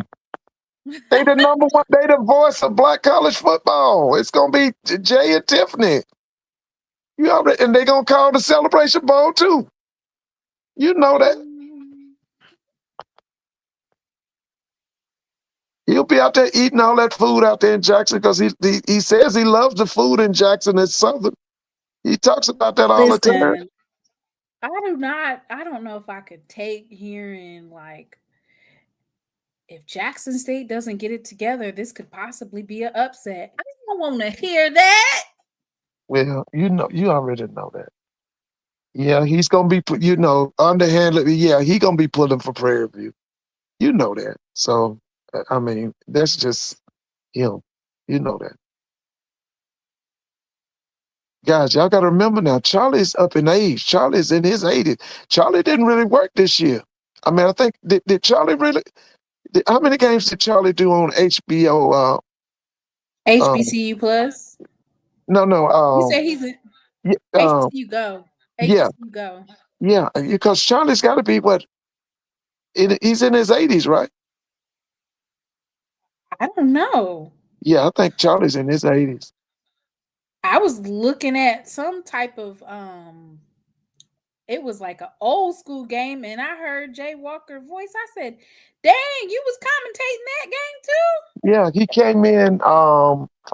Charlie brought him in. He took Doug Williams' spot because Charlie had Lim Barney, then Charlie had Doug Williams, then Charlie brought two. He brought Nate Newton and Jay Walker. Then remember Nate got in trouble. Then it was Charlie. It was Charlie. Who got in trouble? You remember Nate Newton got in trouble? You remember that? Who's that? The one from Dallas Cowboys? Yeah, he was a FAMU guy. I didn't know he got in trouble. Mr. Yeah, he Ford, got in trouble. Yeah, he did. Got in trouble for what? It was drugs or something. I think it was drugs. That's okay. Yeah. I don't know if it was distribution or what. It was something dealing with drugs. Well, all right, Mr. Ford, let's go ahead and get your prediction, and then y'all put your predictions in the chat.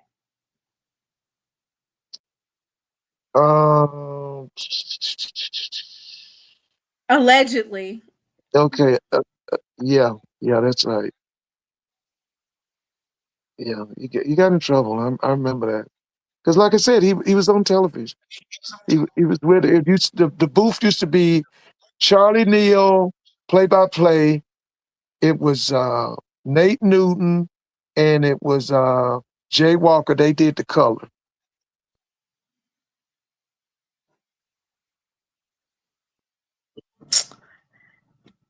Now, is it gonna be raining or is it just gonna be cold? I heard it was gonna be. I heard it's just gonna be cold, right? A high 50 degrees. That wind it's gonna be cold. Yeah, it's gonna be cold. Right. Let me go with this one. Jackson State 31, Prairie View 28. Now, why would you have a game that damn close again, Mr. Yeah, you know what? Just working our blood pressure. Just working the blood pressure. And you know what? See, people like me, I'm going to enjoy this game because these some top coaching staffs. Jackson got a big-time coaching staff. Prairie View got a big-time coaching staff. You know that's what I'm about. You know I love big time coaching. Oh, I love big time coaching. So someone wants to know, Mhm. what is Prairie View's average scoring? So You know they beat up them last 3 teams? They really beat them up real bad. that kind of does it though, right? Listen, I think they're gonna go at it. You know what? Bring your I don't- pressure pills. and the other thing I want to say too, and I do some of the stuff that Dr. McClellan said. I with it being Prairie View and Jackson, I can't argue with that. Even though I do believe that eventually we'll have to get rid of the divisions, regardless of what he said. But you can't beat this matchup.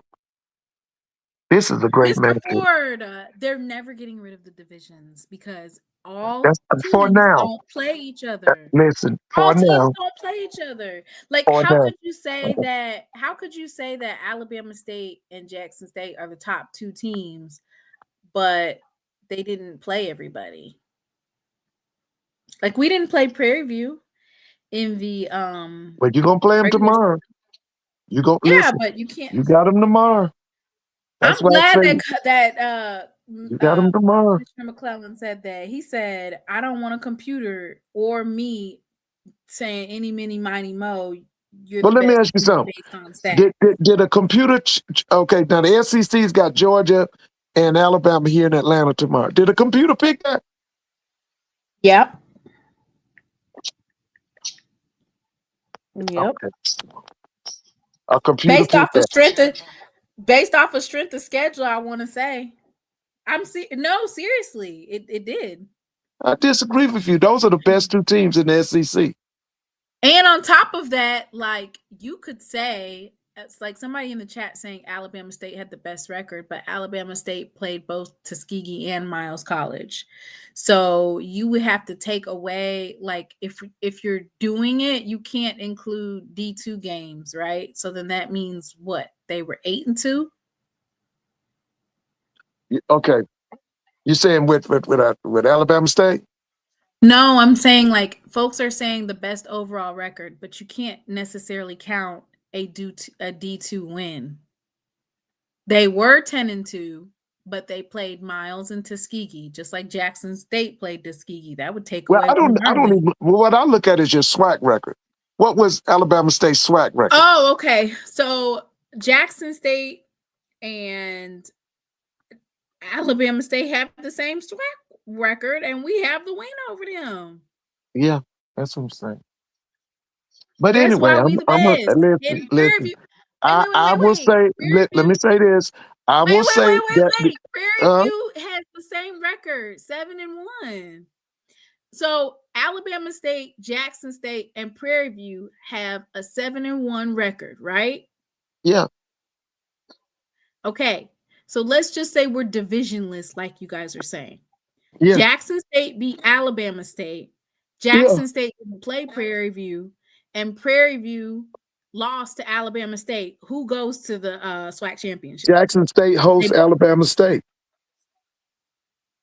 That's what it would be. It would be Jackson State hosts Alabama State. If it was divisionless. But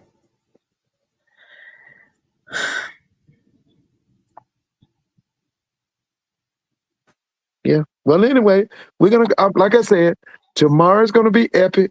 Tomorrow is going to be epic. I can't wait. I'm going to go get all my stuff in the morning, get me a little walk in early. What kind of, we want to go get some snacks at Publix?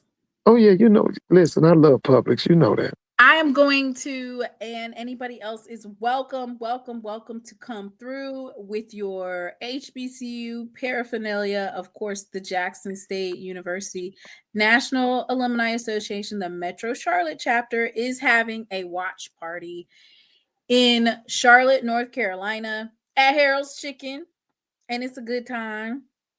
We have And our Miss own little Whitley, how bad y'all gonna beat that basketball school? Oh, You know that you know what I'm talking about, right, Mr. Mo? That basketball school? is it Iowa? Who? No, that's Indiana.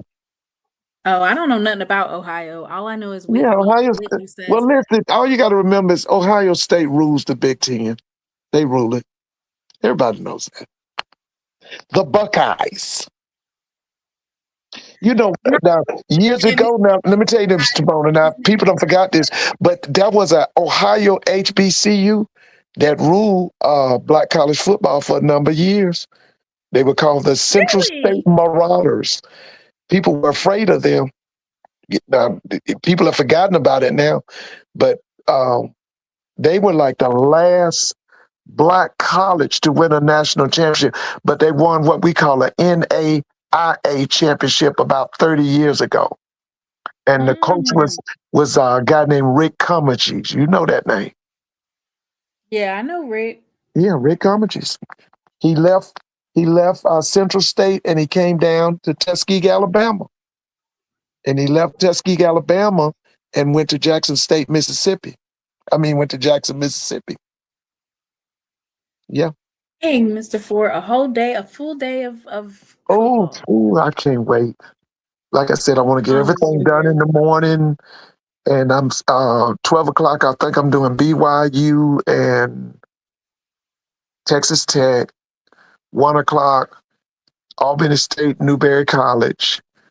2 o'clock, Jackson State hosting Prairie View. They said the commissioner is protecting his alma mater, PVU, by using divisions. Without divisions, PVU never makes a SWAC championship game. Oh, so he's Oh, a homer. Lord. But let me say this: he's doing a great job. I'm a big fan of his. I'm a big fan of Dr. McClung. They said that those fans, Mr. Ford, they came in the chat saying they rented out a spot and they're bougie and they in Jackson partying already. I said, y'all make sure y'all make it to the game tomorrow. Yeah, They that's said a there big. was a they were looking for the line. The line was at Stamps Burgers today. Prairie View folks at Stamps Burgers. Well, let me ask you. Now, Prairie View has 10,000 students. Yeah. Yeah, and they got the engineering, they got the architecture, agriculture. That's a big time school. They got it going on. Oh, there's also one more thing that I wanted to share with you about let me pull that up. About basically the status of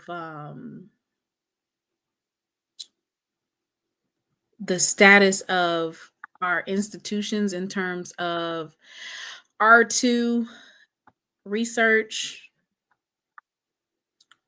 There's only one HBCU that has R1 status, and that is, of course, none other How, than how, Howard. right. They had it before, right, Mr. Ford? Yeah, I think so. A&T was trying to get it, but I think they fell short. A&T was trying to get R1 status.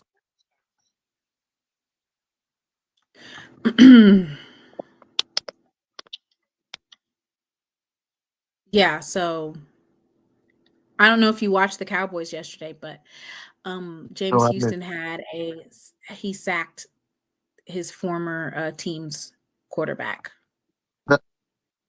so he Jared said Goff. golf, Jared Goff. Okay. Yep. Yeah. They still lost. Yeah. In 2025, the ACE simplified the qualifications for an institution to achieve R1 Carnegie classification. Classification. So Jackson State, Morgan State, and Tennessee State universities met the necessary annual production of 70 research doctorates in 2021. Right. So there's different criteria that you have to meet. So you have to have a certain number of research doctorates, and you also have to have the funding. I want to say the funding is almost like 100 million. No, at least 50 million. Okay. Okay. So it said to earn an R1 designation, universities must award at least 70 research doctorates annually and spend at least 50 million in annual research and development expenditures. This year, Howard University became the only HBCU to achieve R1 status as it spent approximately $85 million on research initiatives and awarded 96 doctorates in 2023. So, according to a new study led by Georgetown's University Center for Securing and Emerging Technology, the updated R1 qualifications could lead to more HBCUs achieving the prestigious designation. Using information regarding the 11 HBCUs designation as R2 institutions.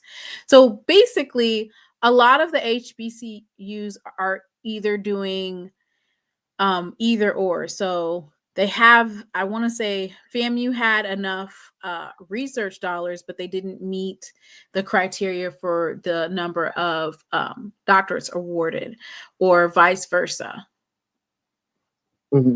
So it did say that in order for HBCUs to achieve R1 status, federal policymakers and HBCU leadership should focus on expanding defense research capacities at these institutions and work together to define metrics aimed at evaluating progress and success. And sometimes we get backlash for getting those. I think they had a whole bunch of Department of Defense grants and stuff like that. Right. Research dollars. And a lot of people kind of turned their nose up at HBCUs getting those. All land grant institutions are big except Southern. Wait a minute. Southern at one time was the largest Black HBCU for years. They had 3 campuses. Don't they still have 2? They got Suno, Baton Rouge. What about the one in Shreveport? Y'all, Hirola 69. I'm pretty sure that's Avis. I'm like 99.9% sure that's Avis. And he is trolling in terms of what he's saying about the commissioner. I'm like 99.9% sure. So anyway, Mr. Ford, you coming on here tomorrow? Yeah, you said 9:00? Yeah, you said you're gonna be watching football. Oh, I'll be watching You're football. You're gonna have to go ahead. I'm already have everything laid out for you, okay? Yeah, okay. You're gonna be tired. If you watching football from 12, I'll be watching. Listen, you're gonna be exhausted. Yeah, it's gonna be a lot of good football tomorrow. You know that guy, I've always been a fan of his. Is it Kalaki? He's a coach at BYU. I've always been a fan of his. I try to, watch. I watch BYU. Do you think that some of these coaches, after they win, they are going to be moving on? Well, Kalani Sitake. That's right. That's him. I like the way he runs that team. He's a Tongan American football coach and former player. Yeah. They was trying to get him at Penn State, but he wouldn't leave BYU. Ooh. Yeah. I just see that. Kalani Sitake sticking with BYU amid. Yeah, he's sticking with BYU. He does. Okay, so that's what my question is. Like, do you think that they're going to go after some of the winners of, like, for instance, they kind of played I don't know who pushed the button, but I wanted to say that the LSU coach from Ole Miss, Lane, they kind of pushed him to reveal that he was going to LSU before the bowl started. Yeah, what they was hoping was that he had some type of loyalty to Ole Miss, because they took him in. He was fired at Alabama, and then he went down to Florida Atlantic, and then Ole Miss brought him to Oxford. And for some reason, they thought he was going to have some loyalty to Ole Miss, which he ain't got no loyalty to nobody. And so they found out quickly that he ain't got no loyalty to them. Okay, so they found out. So, with that being the question, do you think that that's what they're doing with some SWAC schools? They're waiting for some of these playoff games to get finished. Like, I know that they named Tony Woodbury for Oh yeah, Winston. Tori. Yeah, and by the way, congratulations to Tori and to the Winston-Salem State family. Cause see, now I don't know, we haven't talked about this, but see, when I was in college, Winston-Salem was a power. That was Billy Hayes, and that's another name that I don't know why that man's name does not come That was up. a blue blood, Mr. Ford? Yes, Winston-Salem. They gave you Timmy Newsome and who else came out of there? They were really good. This was like the late 70s. I think Billy Hayes is still living. He's still living, but he was a powerhouse coach. He was something else. But they don't even So talk I about him. was saying that to say, do you think that that's going to happen with any of the current coaching in the SWAC or MEAC in terms Well, of now the waiting for word is that the people at FAMU are waiting to see if Quinn Gray loses tomorrow, or if whenever he loses. That's when the negotiations will start. Because see, here's the thing allegedly. Allegedly. But let me just tell you this. See, Quinn is winning in that Division II playoff. Every time he wins like that, that's a negotiating piece. FAM's going to have to pay for that. They're going to have to pay. Because now he's made it to, is it the quarterfinals or the semis? What is this for Albany State? Do you know? I thought it was with Newberry? Yes, this is what, the quarterfinals or semifinals? I thought it was the semis. I'm not. Somebody in the chat, is this game with Albany State and Newberry? Is this a quarterfinal game or is this a semifinal game? What they say? Semifinal. Oh, tomorrow's semifinals. Mm-hmm. Okay, but let me just say this. So, when it's all said and done, and Quinn negotiates with FAMU, they're gonna have to pay for the fact that he's winning in that Division II playoffs. They pay for the fact, you mean like between 350 and 400,000, right? Well, you got to remember, Southern has moved the goalpost back because they saying the Southern's going to pay Marshall what, $500,000 or $600,000? Well, So, wait a minute. Let's say allegedly. What you always tell me to say? Allegedly, right? Allegedly. Okay. I'm not, and that's their prerogative, right? Yeah. Has Marshall Falk ever won a championship? This is only his second coaching job, right? And didn't you say that his friend or his Tony Parker or Tony something or Tony Clayton or somebody? Tony's supposed to be the big dog now. So I think that was one of those situations. It's not indicative of any coach. North Dakota State's coach ain't even getting paid that much. No, Montana State. No, they ain't getting no. South Dakota State. And they've won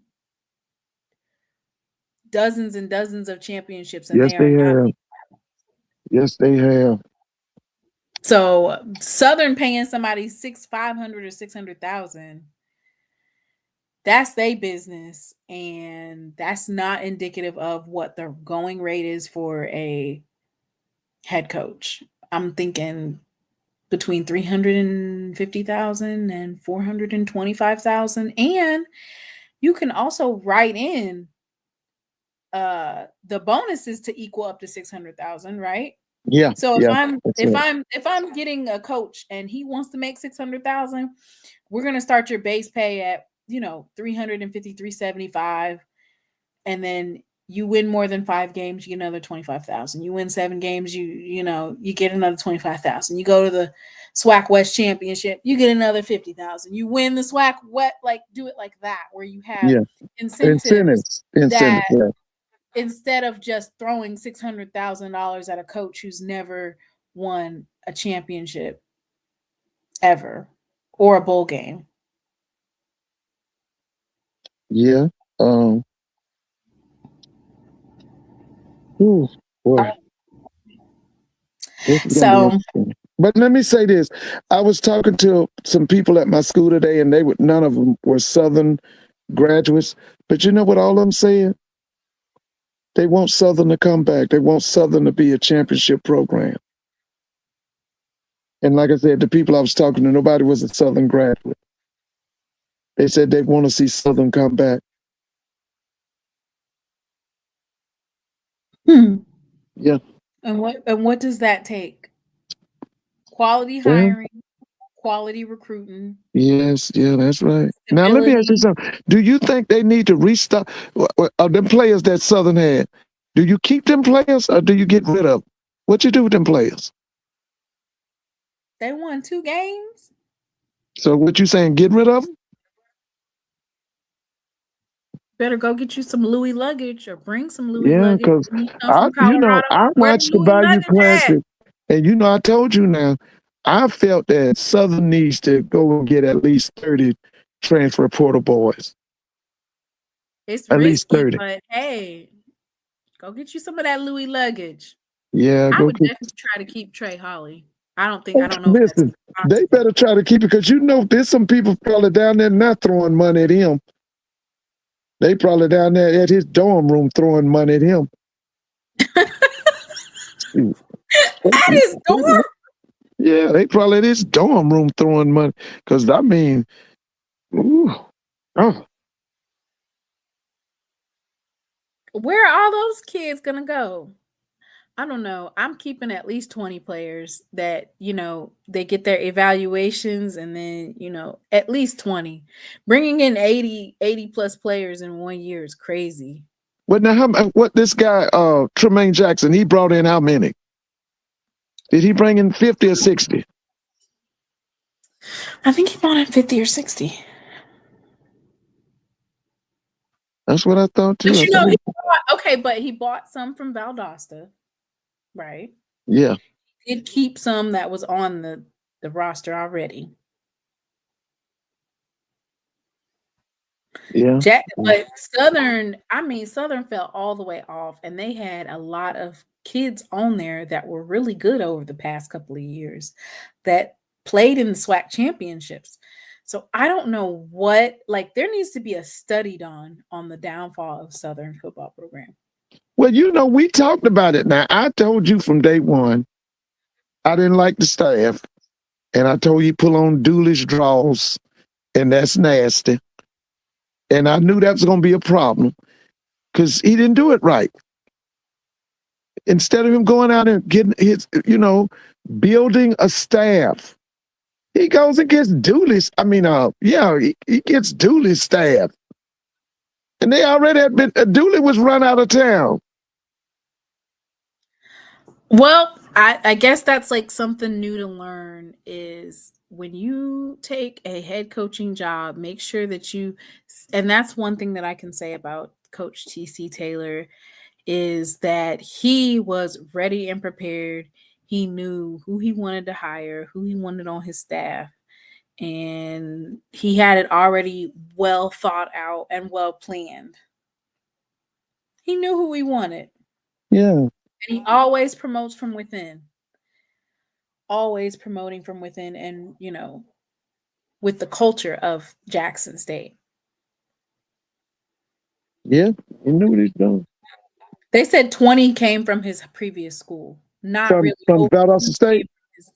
Yeah, and then, if you're thinking, 20 kids from his previous school, that particular team went to the championships, right? They went to the playoffs, right? I think but they still went. Yeah. This was the championship or was it the playoffs? You mean last year? Yeah, the Valdosta He lost State. in the championship to Ferris State, wasn't it? Okay, yeah. I know it was something. And by the way, how did he sign any players? Did Tremaine Jackson? How many did he sign Wednesday? I don't know. Okay. Not for certain. I'll go over that on Tuesday. Okay. All right. Just like Chennis Berry. No, just like that man. Hey, baby. Chennis Berry, baby. Win the date. Now, they sitting back in the cut. Them boys from Orangeburg probably going to be in that gym watching the game tomorrow. They'll be in that gym watching the game before they work out. You said they're gonna be watching film, Mr. Ford? Yeah, they're gonna be watching. No, they're gonna watch the game tomorrow. You know they're gonna watch the game tomorrow. They're gonna be somewhere together watching the game. Shoulder. Huh? They got a chip on their shoulder. Yes, they do, baby. They got a chip on their shoulder. You know that. Them boy gonna be watching it. That game's gonna be. You know what? I can't wait to see the stats on how many million people tune in to Jackson Prairie View tomorrow. I can't wait to see that. I'm excited. Yeah, I am too, babe. I'm excited. Hopefully Brax feels better because we're supposed to be going to Charlotte to the Was he got a cold? No, he his stomach was upset. Oh, okay. Did you let him drink? The mailman. That's right, baby. The mailman. Listen, did you let him drink a soda or like a Coca-Cola? Usually a Coca-Cola calm their stomachs. Ginger ale. Yeah, ginger ale. That's right. Win today, Mr. Ford. What happened last year? What happened? They got embarrassed. They didn't win that day. No, they didn't win that day, baby. It was way off. Boy, look here. I told you, I sit in with the South Carolina State people last year. Did I tell you that? Yeah, you told me that they was like. Boy, that first half, they said we gonna go into the halftime and we're gonna make them adjustments. And when they came back from halftime, Jackson took that belt off again. She got that belt off, baby. Ford. When you talk to Kobe, lately? Mr. Ford, I am so sad. Why? Kobe got excommunicated from doing a live with me this year. Why? They said that he caught too much backlash from them South Carolina State folks. For doing a live with you? Yes. For real? I'm dead ass serious, Mr. Ford. Usually me and Kobe have a great breakdown. He picks his players and I pick mine, and we go back and forth and we have our little banter, and it's a good time. So I didn't know that. They was hating on our for real. Year. I'm dead ass serious. They was hating on us. Man, I've been listening to Kobe 4 or 5 years. Remember he used to have that fireplace. Oh, he still got it. Yeah, remember that fireplace he had burning or whatever it was. It was something. I used to listen to him back then. Yes. Yeah, so I am upset about that one because I was looking forward to our back and forth and them not understanding our banter and how we rock. Well, before I got to do this before you, because I know we're getting ready to wind it up. Let me ask you this: North Carolina A&T's football program, is it proficient? Is it average? Is it what we say? Is it subpar, or is it pitiful, or is it deficient? Which one you think it is? Mr. Ford. Yeah, I got to say something about A&T because they, I got to say something. I feel so sorry for A&T because honestly, I feel like they really fought hard in some of these games, right? Mm-hmm. And it looked like they could have, when you woulda, coulda, shoulda won a game, right? Yeah. But they still ended up only winning 2 games this year. I feel like it's just too hard to overcome. Well, what's your thoughts on North Carolina Central beating them by 60 points for a second year in a row? What about that? I mean, I don't think they're going to be able to. How are you going to recruit a 2-10 program? Right. You're the largest Black university in America. You got what, 15,000 students? They said they don't care about that. They have other sports that they're doing well in. They're doing well in girls basketball. I know. Girls basketball, track and field, pretty good. Yeah, bowling. And so they said that their focus is not necessarily, I mean, that's what they say, is they don't care about winning. Oh, they don't care about winning. Okay, so let me ask you this. How about Michael Vick? Does Michael Vick rebound next year? He won one game this year. Can he win 10 next year? He cannot win 10 next year, but he should be able to definitely. He should be able to do better. Okay. Now, what do you think? Does he go after the high school kids, or does he go and get about 30 more? You cannot win going after. Okay, so I'm not going to say you can't win going after high school players. The key to doing it is you have to get like the best of the best of the best high school players. Like, for instance, I'll just give you an example.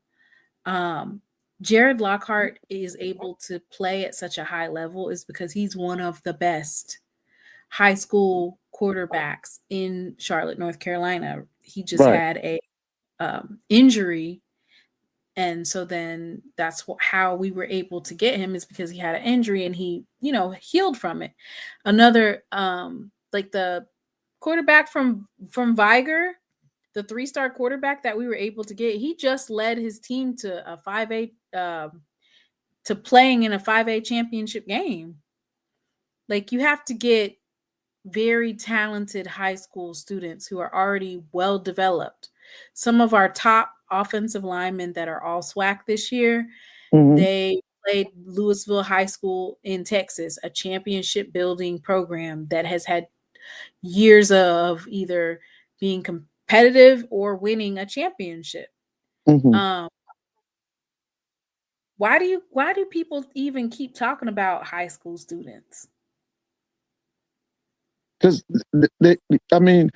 usually when you get to high school kids, you got 4 to 5 years to deal with him. Transfer portal, what we talking about, 2 and 1? Well, you want to get the transfers to plug and play, but you cannot win with high school students because everybody's bringing in transfer portal kids. So you need to do a little bit of both. Yeah, that's true. Now let me ask you this: who had a better season this year? Norfolk State, Michael Vick, or A&T? No, or Sam Shade and Alabama A&M? Who had the better season? A better season? Yeah. Both of their seasons were lackluster. Okay, well, who was better? I think I'm gonna say Sam Shade had the better season of the two. I thought so too. I thought Sam had a better season. Yeah, because Mike only won one. Mike won one. Yeah, so what do you think about North Carolina A&T's program? How are they going to turn it around, or is it just they're going to accept a team that's not going to win? I think they're going to accept a team that's not going to win, and that's just going to be their identity, and they're just going to talk about those. They're going to be everybody's homecoming victory. They're going to be pitiful because that's where the program is. Don't you think the program's just pitiful? What do you think? They're horrible, pitiful. What do you call it? So then, how was Deshaun Jackson able to just like turn? Well, I told you somebody had vision. Now, either it was Deshaun, the coaching staff, the administration. Somebody had some vision because listen, them people came one game of almost going to the Celebration Bowl, and we just talked about. In 10 years, Southern has never been to the Celebration Bowl. And that's a blue blood school. So somebody at Delaware State knows what they're doing. Now, I don't know who it is. He said that Vic didn't even win a Division I game this year because they beat Virginia State, right? In double overtime. Now, listen, what you think about Vic going up to Virginia Tech and telling them boys, everybody that James Franklin does not want come to Norfolk, no question is asked. What you think about that? Especially them offensive and defensive line. Because let me tell you something. James Franklin, one of the best recruiters in America. A lot of them boys. He's taking all of Penn State. He's taking all of That's what I'm saying. He ain't going to want them boys at Virginia Tech. He ain't going to want them boys. So Vic. Okay, how far is Norfolk from Blacksburg? Isn't that where's wait a minute. Where now? Virginia Tech is in Blacksburg. Where's Virginia Tech? Hey, Miss Tiffany Dawn, where's Virginia Tech? Is that Blacksburg, Virginia? Where's that?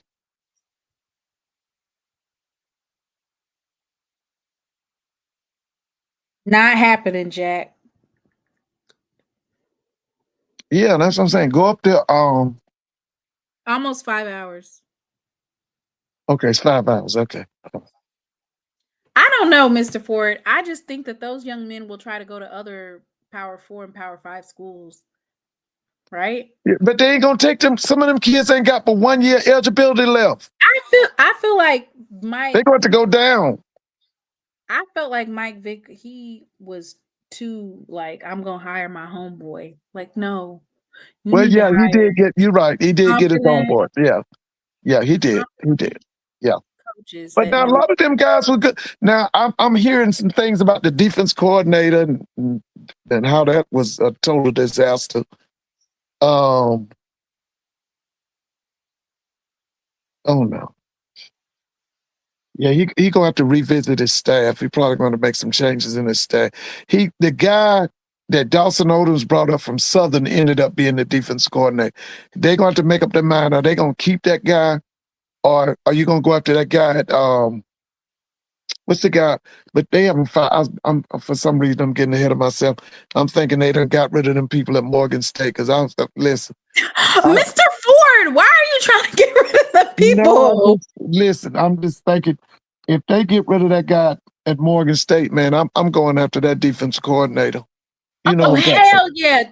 2 days twice on Sunday. What's his name? And it's Sewell. See what's his name? Hey guys, what's the defense coordinator's name at Morgan State? You know, Norfolk special teams coordinator was just named head coach at Winston-Salem. We was talking about him. I think he's gonna do well. That's Torrey. Yeah, Torrey's there. You go, Anton Sewell. Yeah, that guy right there is gonna be hot, man.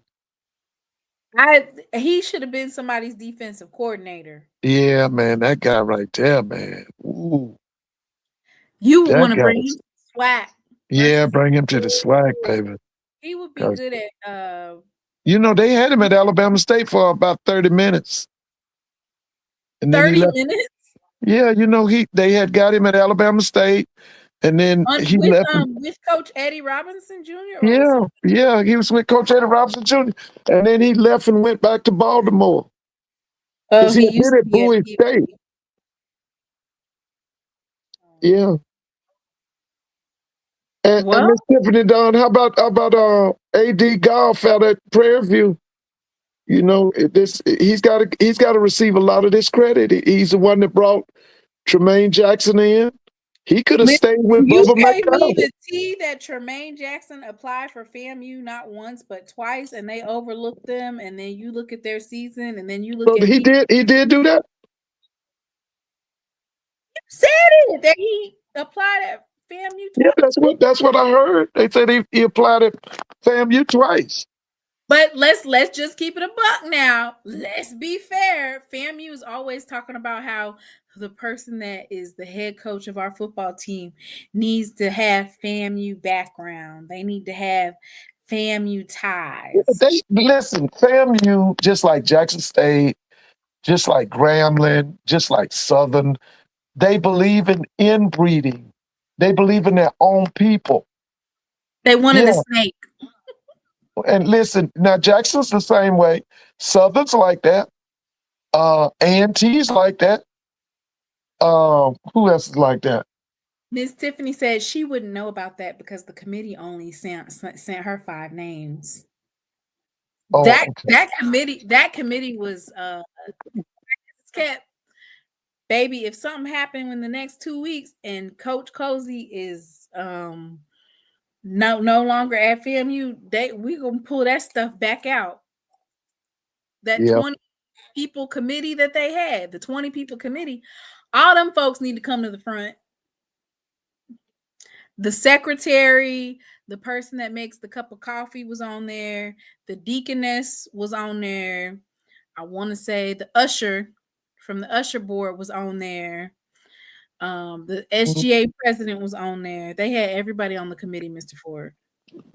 Well, let me say this too, guys. We got to get some most teams in that darn on MEAC, y'all. We can't do this. We can't do this 6 teams in the MEAC, y'all. Could we get some of them schools on the East Coast to join the MEAC? Could we do this? Because this, okay, what you play? You play 3 or 4 games, you win 3 or 4 games, and automatically you go to the Celebration Bowl in the MEAC. What is it? What is it? Mm-hmm. What was South Carolina State's record in the MEAC? Mm. What was it? What was whose record? South Carolina State. You know, you play a few games in the MEAC, and then if you win a few of them, you automatically come to the Celebration Bowl. And by the way, we need some more teams. The MEAC need a championship game.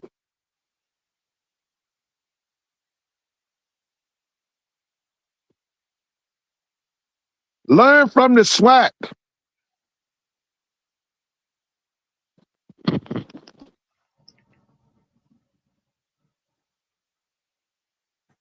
Oh, you know what? That would be good right there. Merging the SIAC and the MEAC, that would be good. What you think about that? Merging the who? Somebody just said merging the MEAC and the MEAC and the SIAC. What you think about that? Who's in the SIAC? That's Albany State, Tuskegee, Fort Valley, Kentucky State. That would be good. Don't you think so? So how many teams would that be then?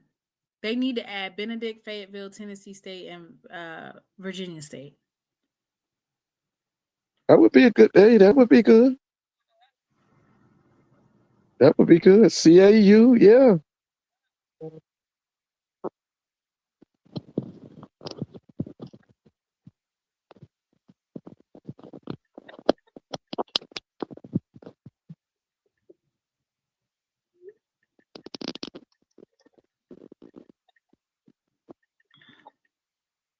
The SIAC is in the south where the SWAC is. That would be bad for travel. But the MEAC needs some help. Geographically, the CIAA makes sense. Yeah, the CIAA put Winston-Salem in the SWAC in the MEAC, Virginia State in the MEAC, Bowie State in the MEAC. What about Fayetteville State in the MEAC? Let's get 10 teams in the MEAC. What you think about that, Mr. Mona? 10 teams in the MEAC. South Carolina State will still probably dominate the football, though. Because they got who? Chennis Berry.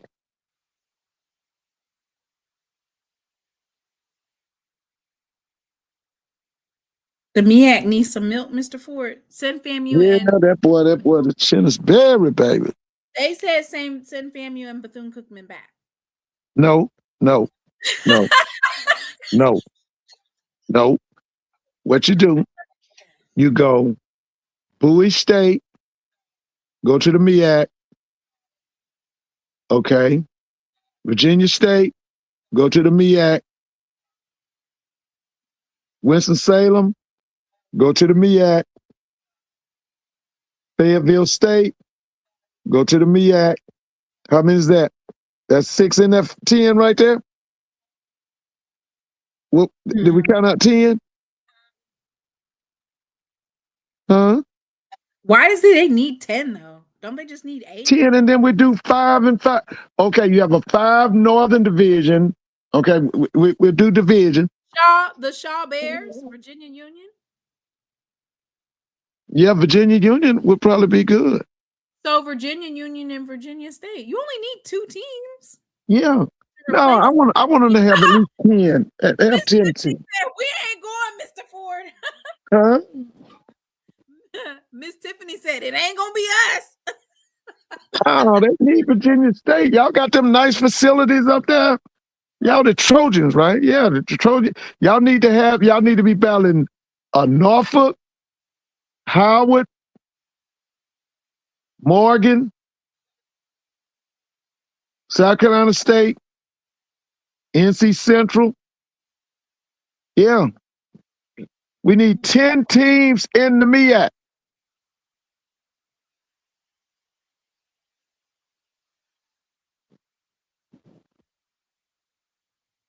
And you know what? We could get Miss Goff to be the new commissioner of the MEAC.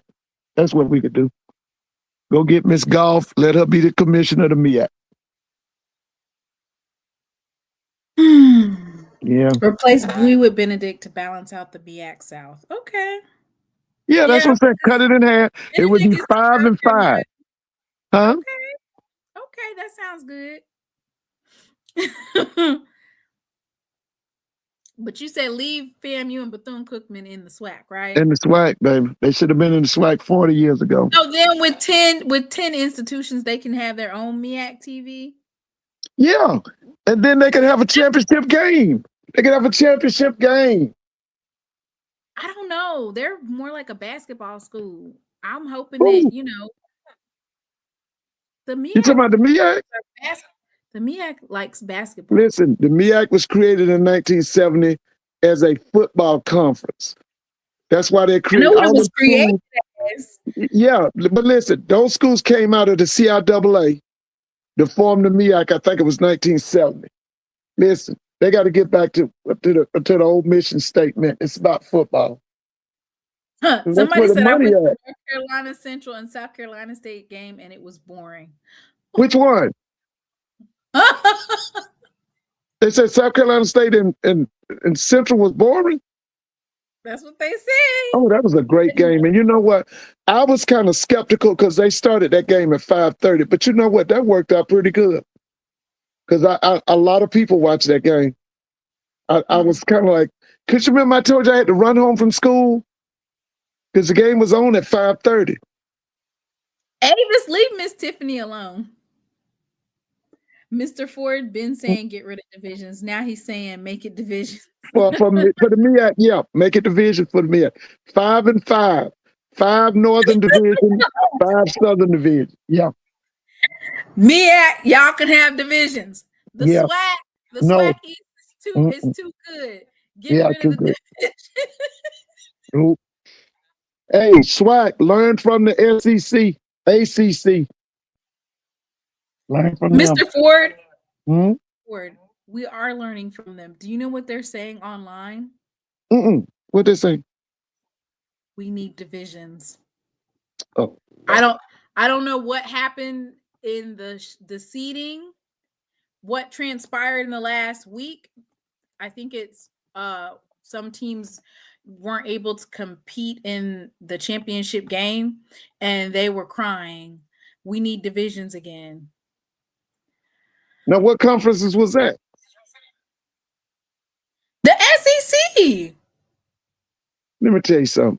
Listen, I'm serious. Now, I've watched Miami is saying we need divisions and a 16-team playoff. We need divisions back. We need divisions back. Conferences are concerned about blowback and setting up permanent divisions, but we need divisions and balance. Let me say something. The SEC got the best 2 teams. When it came down to the end, I originally thought Texas A&M was the best team in the SEC. The 2 best American teams Conference are Georgia and Alabama. Those were the 2, and they're going to play tomorrow, I think at 4:00. Those are the best 2 teams in the SEC. Oh, well, the Georgia Big Ten and Alabama. Big Ten asking for divisions. Well, let me say this about the Big Ten. Here's the thing about the Big Ten. Jim Harbaugh fled and went to the San Diego Chargers, and now the Big Ten belongs to Miss Whitley's Buckeyes. Okay? They're going to beat up that basketball school tomorrow. Was it Kirk Signetti? Okay? They're going to beat them up, and then they're going to do it again next year. Okay. Florida State folks asking for divisions. Listen, Florida State need to go get a head coach. Okay, that's first and foremost because they don't want to pay that man. They'd rather sit down there and be in mediocrity because they don't want to pay I think his name is Mike Norvell. They owe him about $50-60 million if they fire him. So, hey, go on and pony up that money and let him go. Because as long as he down there, Florida State gonna be a losing school. Okay, same thing over there across them tracks at Florida A&M, what y'all call Warnish Way, Althea Gibson Way, whatever it is. Long as Cozy down there, FAMU's a loser. You are a losing program. So get rid of him, all right? And bring in Quinn Gray, and let's go from there.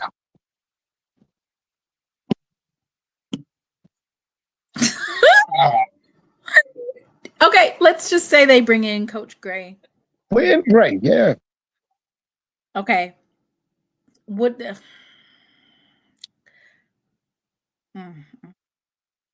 Lord have mercy. They bring in Coach Quinn Gray. Yeah. Are they going to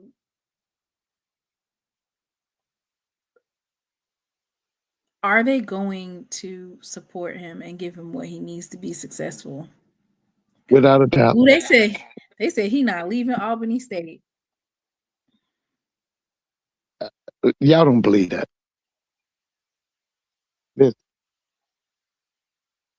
Willie Simmons was at Prairie View and doing good.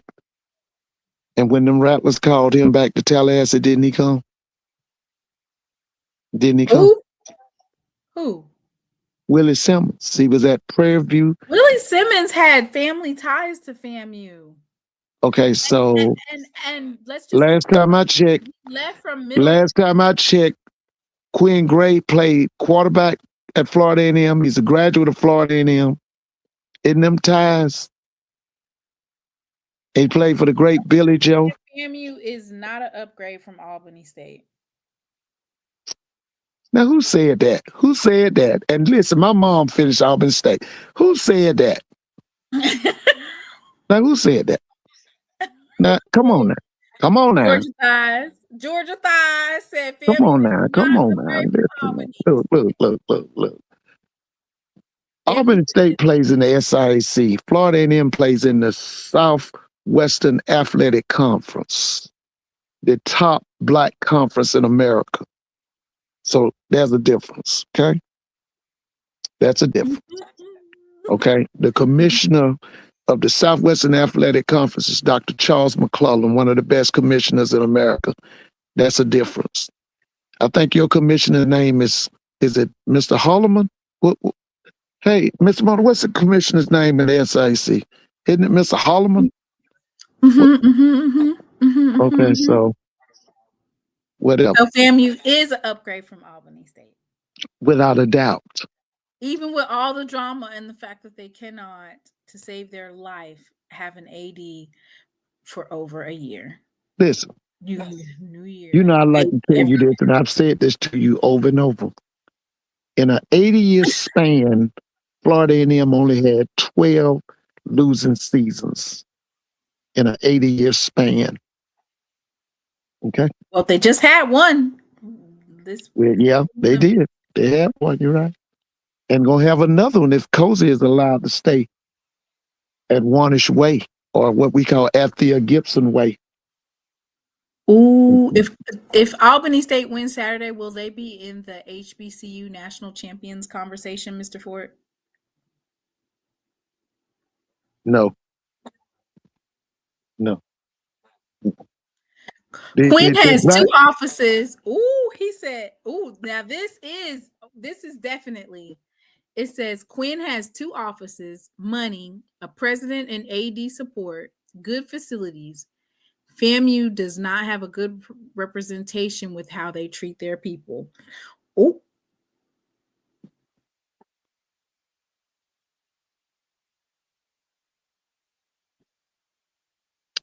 What do you got to say about that, Mr. Ford? You ain't lying about the AD and president support. I don't know about the... Listen.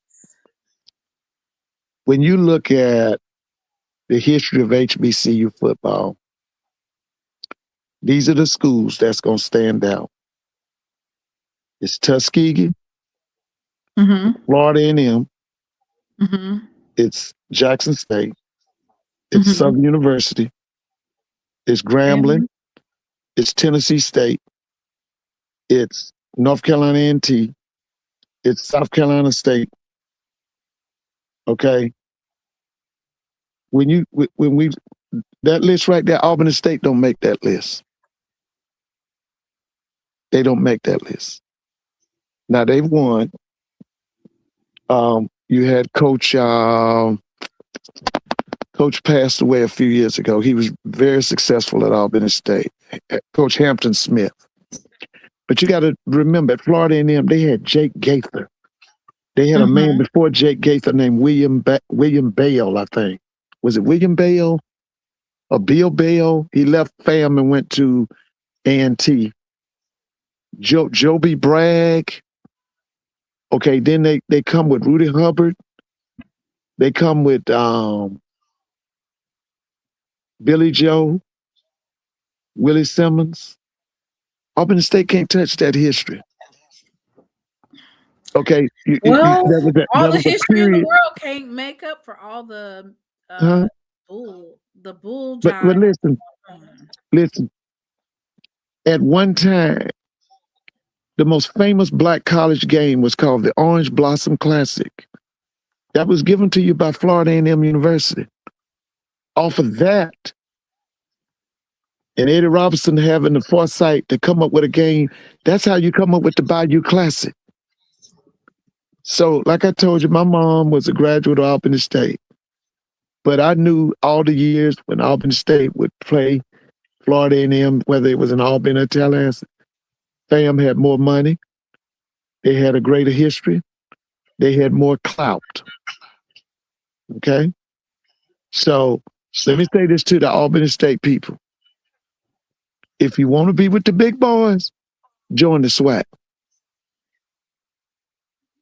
The Orange Blossom Classic was a scam to make FAMU national champions every year. Now, who said that? Who said that? I didn't say it. It's man. It was Y'all got jokes tonight, right? It was a scheme set up by Todd. Y'all got jokes tonight. It was a scheme set up by Todd, Mr. Ford. Okay, well, I'm gonna say it again. To the Albany State people, if you want to be with the big boys, join the SWAC. That's what you need to do now. Jump on Alabama State, jump on FAM, jump on Alabama A&M, Bethune-Cookman, Southern, Grambling, Jackson. Champions every year if you let them. Say what now? What?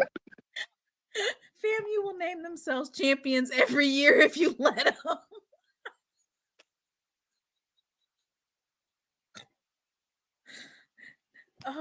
And the majority of those years, FAMU played in the SIAC. Yeah, they did. They that's right. They played in the SIAC. Oh Jesus! All right, Mr. Ford. Is it true that those years that FAMU was being named HBCU national champions, they were in a D2 conference a lot of those years? No, at that time, there was no such thing as DT. They were called small college football. Okay, so is it true that the small college football was being named the national HBCU champion? No, what they would do, okay. Florida A&M would invite whoever was the hottest opponent across the country. All right. In the 61 or 62, Prairie View came down. Later on, I think, well, maybe 61, 62, Jackson State came down. In the 50s, Tennessee State would come down. You call it Maryland Eastern Shore. Now, at one time, they were a powerhouse. They were Maryland State. They would come down. Morgan State would come down. They would pick the best. Grambling came, I think, in 56. Grambling also came in 60. Was it 68 or 69? There's a book that's written about that. But they would invite the hottest teams, and they would come down and play Jake Gaither's program. because Jake had a program. Jake is one of the percentage-wise. Jake is one of the winningest coaches. Yeah, I think he had over 200 victories. They had one of the winningest programs in America, just like Tennessee State did with Big John Merritt. They were no joke, Mr. Mona. The Rattlers were no joke. The Rattlers was no joke. The Rattlers was no joke. You got to remember this. We talking about people like the guy that went to the Chicago Bears. His name was Willie Gallimore. Bobby Frazier. The world's fastest human, Bob Hayes. Charlie Ward's Jr.'s daddy, Charlie Ward Sr., Ken Riley, Goody Goodrum, Pine Edwards. Okay? They're the Rattlers, baby. Tyrone McGriff. We beat them in 62 and they never scheduled us again after that. Well, they beat y'all in 61, right? Didn't they beat y'all in 61 and at the who won the 61 Classic? Who won the 61 Orange Blossom Classic? I thought they beat Jackson. And I think that year they still didn't name us HBCU champions. It was just it's a farce. You were named HBCU champions in 62, right? I don't know. Yeah, that was the last year of Big John Merritt, because Big John Merritt won the national championship. Then he fled and went to Nashville to be the coach at Tennessee State. Yeah. So there's going to be SWAC Championship watch parties all over the country. All over the country, baby. The Strand, D.C. in Washington, D.C. is having a watch party. Kickoff is at 2 p.m. Eastern Standard Time. The SWAC Championship watch party in Harlem, New York City at the Fox Harlem. Oh, yeah. Oh, yeah. Individuals are. I wonder where they're going to watch it at here in Atlanta. With your own food and drinks. There is a SWAC Championship watch party in Southfield, Michigan. Okay. Oh, that's outside of Detroit. I got relatives there. Yes. Dress in your school colors. 28595 Northwestern Highway, Southfield, Michigan, at the Boulevard. Of course, as we all know, Jackson State Metro Charlotte chapter is having a watch party, and that's going to be at 44 East McCullough Drive, Suite 100 at Harold's Chicken. Okay, I got some more to announce. Let's see where else we're at. DeSoto, Texas. Ooh, that's outside of Dallas, right? The 1540 Bar and Grill. Yeah. The SWAC Championship watch party. I know that's right. Is Doc going to be there? Is Doc going to be at that one? I thought that Doc was going to the SWAC Championship. Oh, okay. He's going. That's right. I think he is. Okay. Urban Social in Houston, Texas watch party. Let's see where else we got. What else we got going on here? All right. Austell, Georgia. That's not far from me. JSU Suburban Georgia and Metro Atlanta has a National Alumni Chapter watch party. Austell is Cobb County. That's outside of Atlanta. City View Sports Bar and Lounge. It's in Austell? Yeah, Austell, Georgia. That's Cobb County. At the City View Sports Bar and Lounge. Right. Okay, I already said the Strand in DC. Arlington, Texas. Oh, yeah. Official Dallas-Fort Worth Alumni Watch Party. Fort Worth, Dallas, Prairie View Alumni Chapters. Okay. At the Smoke Chemistry Social. Free entry, full menu, cigar lounge, $5 bar specials, dress in your team's colors and bring the energy. Chicago, Illinois. Okay, Chi-Town. All right. Chicago Midwest hosting the SWAC Championship party. The doors open at 12. The game starts at 1. It'll be at the Privilege Restaurant Bar, 6947 South Chicago, Illinois. Free entry, food, and drinks are available for purchase. Okay, Mr. Ford, they got some folks, boy. They got some watch parties going on. So y'all understand that was a lie about we was gonna lose our luster because Deion Sanders left and went to Boulder, right? So y'all know that was a lie. We're in the midst of a golden era, and it's getting The better District in every Los day. Angeles watch party on Crenshaw. Ooh, yes, Okay, Crenshaw. Okay. yeah, Crenshaw. That's where Daryl Strawberry was from, right? DJ said, I'm having a watch party in the emergency room of UMMC.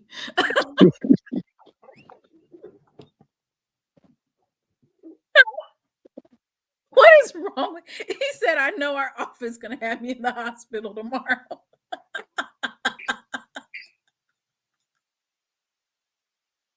Dre, what is wrong with you? Mr. Ford. Yes. Oh, our offensive coordinator is not going to run the damn ball. Come on. They're going to run the ball. They are. They're going to run. Both of them are gonna run the ball. Hey, brother Brooks on here. Yeah, that's the Metro Charlotte chapter president. Hey, Jerome. Dre said he having a watch party at UMMC.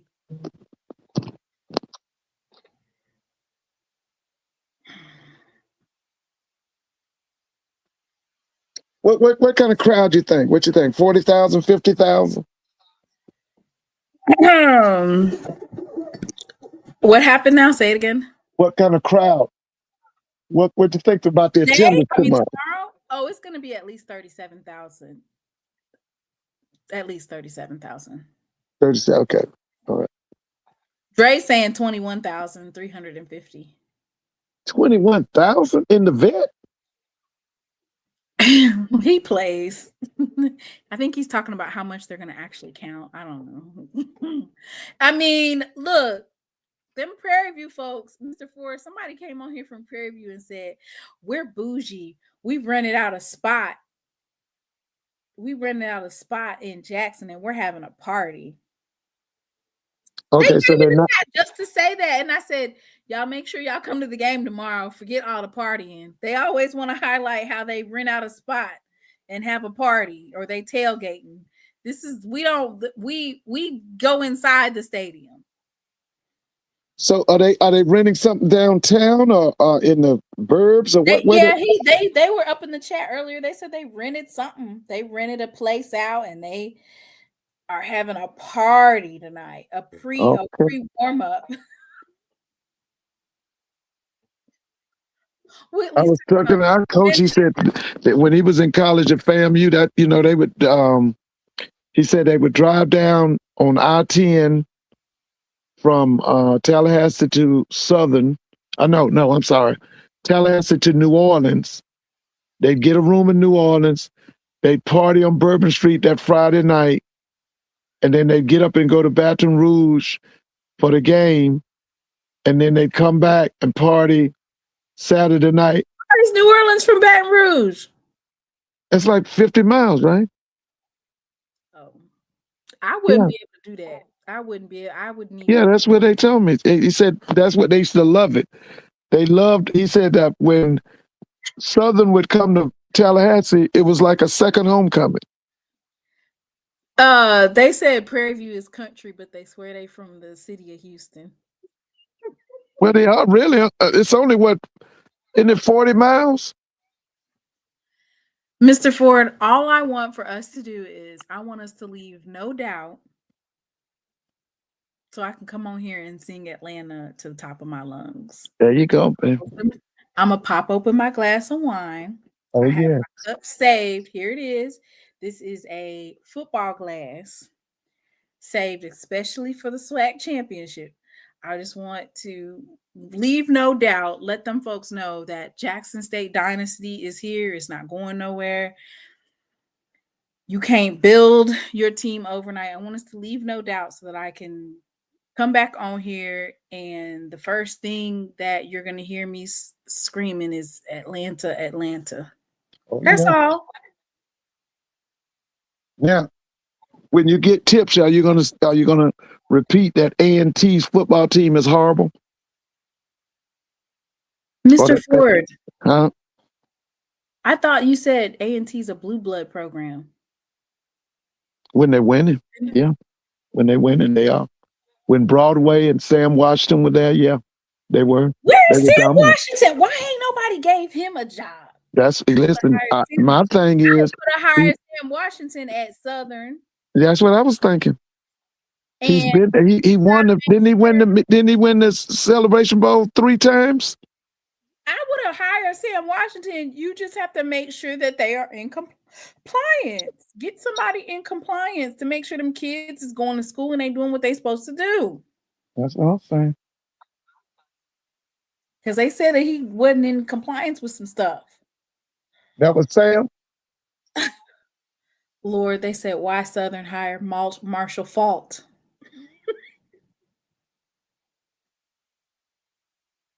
They in the CAA now, Mr. Ford. It's a totally different ball game up there. Yes, it is, baby. And they're $8 million in the hole.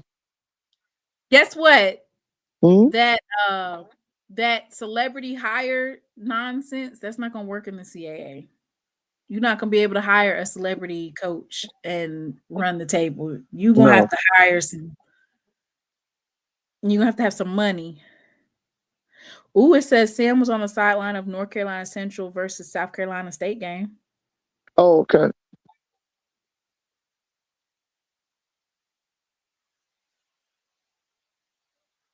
No, I would have went and got Sam Washington. It's true, There's baby. so many coaches that are available right now. You don't want to steal Coach Flowers from Johnson C. Smith, but at the same time, I mean, he is on fire. Yes, he is. And if you give a Sam Washington or John, or not just Sam Washington, I'm sorry, not him. He might be asking for a little bit more. But if you give Coach Flowers or Quinn Gray $350,000, $300,000 with incentives, they are going to be happy with that price, right? Yes, they are. You're going to be almost doubling their salary, and then they come with championship caliber type of coaches. Right. All right, Mr. Ford, I'm going to let you get in the bed because I don't want you to oversleep tomorrow night when we have SWAC Saturday because we're going to be cutting up. Oh, yeah. Cutting up.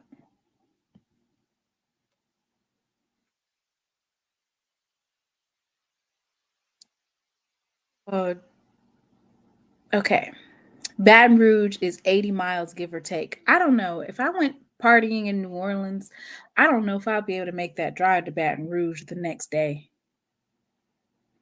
Mr. Ford, when you get out of school? The 19th. Are you going to the Celebration Bowl this year? Lord willing, yeah. Are you sitting on South Carolina State side again? I have to see, my wife gets my tickets. Well, you tell your wife to sit over there with Jackson State this year. I'll see, because she does that. Yeah, I'll see what she does.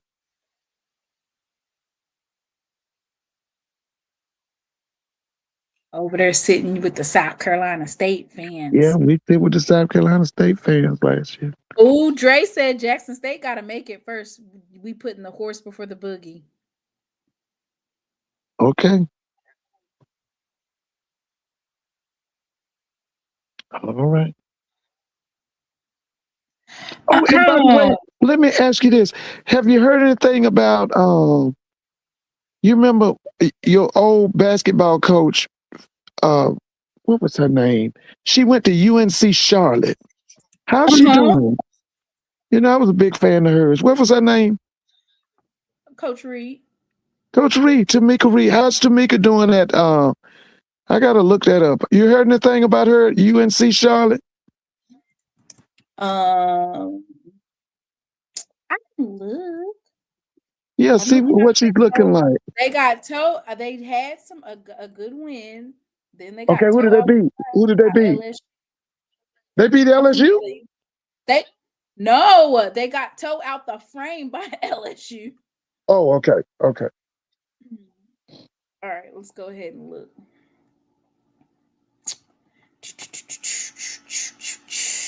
They play. Okay, so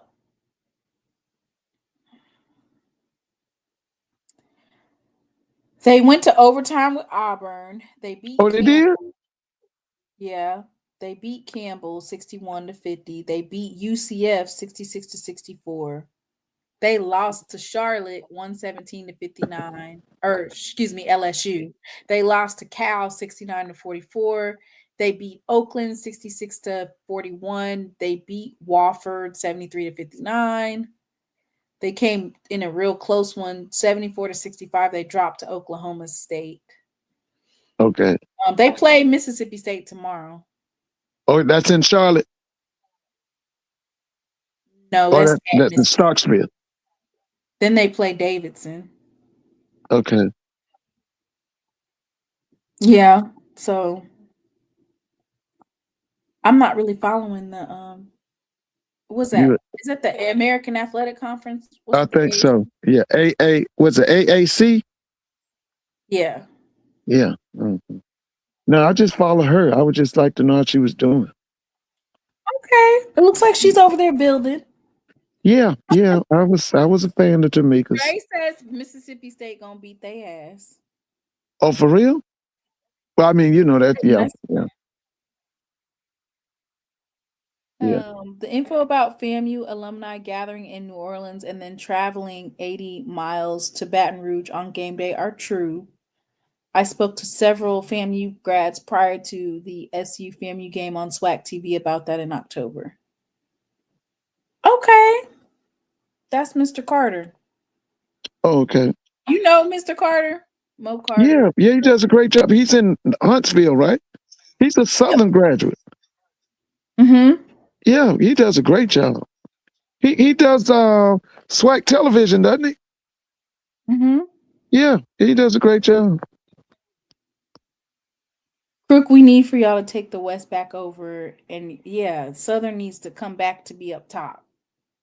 Yeah, that's what everybody was saying today. They would like to see Southern come back. What about Grambling?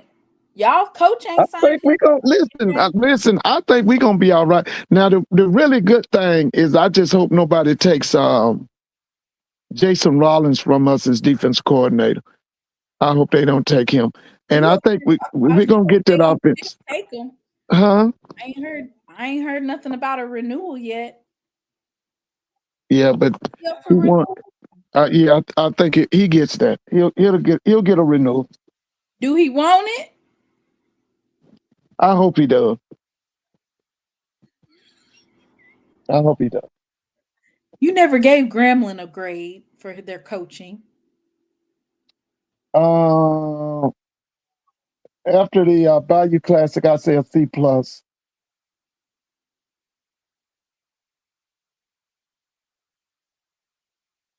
The best thing going was that defense. Jackson State needs to make all Grambling games non-conference games from here on out. We'll keep Southern as a conference game and Alcorn as a conference game. Oh, yeah. Yeah. Now, that's, you know what? They got a lot to look forward to is that Alcorn. Alcorn's got a lot to look forward to. You think so? Yeah. I told you. Listen. Now I know a lot of people say, well, that was a rivalry and all that. I like what I saw with Alcorn against y'all. I did. You liked it? Yeah. Listen, them running backs and you told me that that coach was going to match up against Jackson State and said that they was. Well, it's gonna still. It ain't there yet.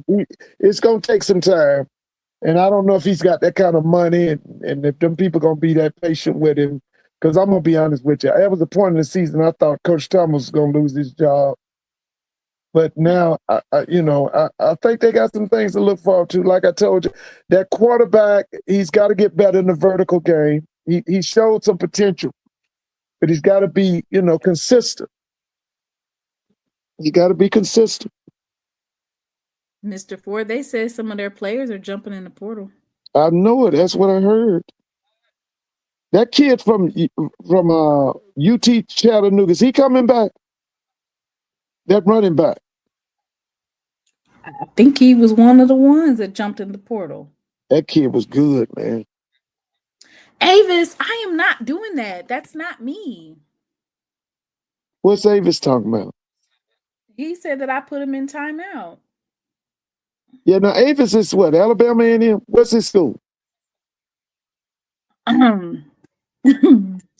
Avis is he's Jackson State. Oh, Avis is Jackson? Oh, okay.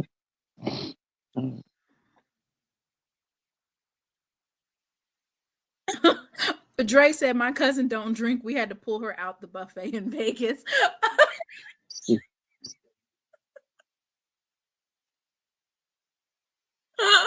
Dre, what is wrong with you? Oh my god. I'm not really a buffet type of girl, but Oh, I love a good have some buffet. seafood. They have a seafood buffet. Oh Yeah, I my was about to say, Mr. Moan, I love a good buffet now. a lot of FAMU players jumping in the portal. Ooh, they said FAMU folks is jumping in the portal.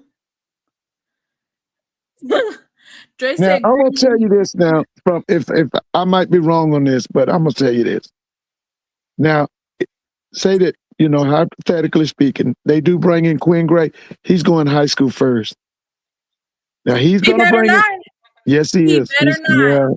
He is. Better I'm not. telling you what he's gonna do. He's gonna bring in high school. Now he's gonna bring in some portal people, but the majority of his recruiting is gonna be Tallahassee. It's gonna be Jacksonville. It's gonna be Miami, Fort Lauderdale, Tampa. That's what he's gonna do. I know it. I can tell you right now what he's gonna do. But the majority of them boys, they're gonna be high school kids. Okay, so let me help Coach Quinn Gray, who's coming into the SWAC. Go look at what Coach Jackson just did in the West in his first year, and you tell me if you're going to start with high school kids. And Mr. Ford, why would you even suggest that when that is not how that works? Yes, you bring in high school players, but you do not start your base off because you don't have time to build. You don't have 3, 4, 5 years to build your program. You cannot start with high school players. Mr. Mona, his daddy was a high school coach. He's well, that was back in the day, Mr. Ford. No, I'm telling you, Mr. Mona, he's gonna go heavy high school, and he's gonna supplement that with the only teams that I seen work well with high school is what Alabama State's been doing well with that, right? Y'all ain't bad. I thought TC get a lot of high school kids, don't it? TC has a high school players, but he has players that stayed in the program for years and built up to. So you have some continuity there. And then the type of high school players that he's bringing in, a couple of them did sit for a little while, but that's because we had seasoned vets. And so they were getting developed. When you're coming into a program that's 5 and 7, and you can't start there. You have to start with assessing and evaluating your team that you have, the quality players, and then you have to start with development. FAMU had some players kind of like Southern. They had players, they needed development, they needed nutrition, they needed strength and conditioning. It wasn't necessarily about the players being that bad and not having talent, more so than it is about having the resources to develop your kids that you have. But starting off with high school players is not the way to go. I wouldn't tell any coach that's going into a D1 FCS school, especially at HBCU, I would not give you the advice to start off with high school. You need like 20% high school, 20% high school, 40% transfer portal, and 40% retain what you have.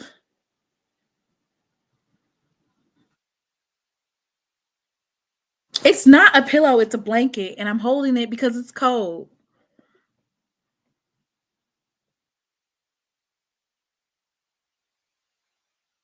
How many Jay White from Alabama A&M says that he's over there counting the rattlers hopping in the portal. Have you been counting how many folks from Alabama A&M have been hopping in the portal? Why are you all up in FAMU business? But since you've been counting, how many, Jay White? Comment in the chat and tell us.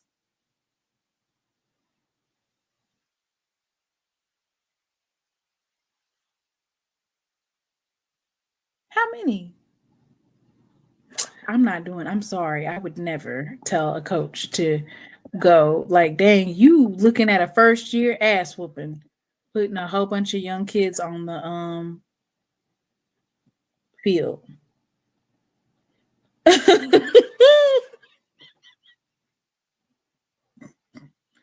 Jay White, how many FAMU folks are in the portal?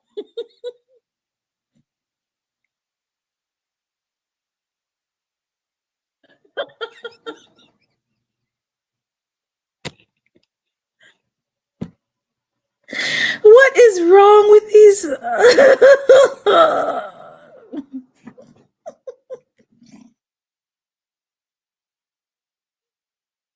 What's wrong with you guys? Jay White said he over there counting FAMU. What are you counting FAMU for, sir? You need to be counting what you about to do over there. You need to be helping recruit some defense.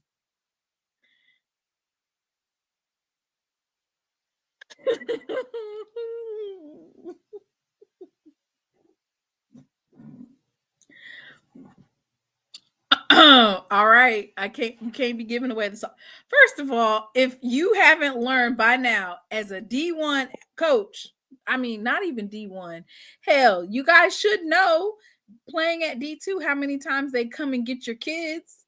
They steal and poach your players. Why would you go to uh high school? You hit up JUCO, you hit up D2 JUCO, D2 JUCO, um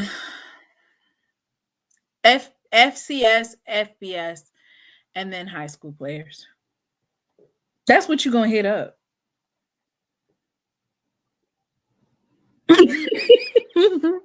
Why? Let's practice the cheers. What do we want? TD. What's that? Touchdown. Apparently, you're not supposed to do that chant when JSU was on offense.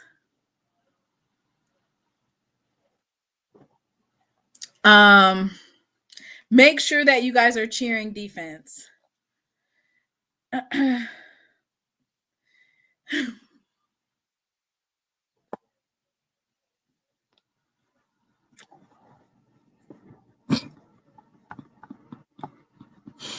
Let me see, did I bookmark that? Oh Lord, I think I bookmarked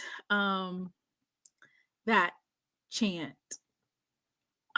Somebody posted it on Twitter and I fell out because I'm not gonna lie, that particular chant has been going on for quite some time. I want to say upwards of at least 19, 20 years.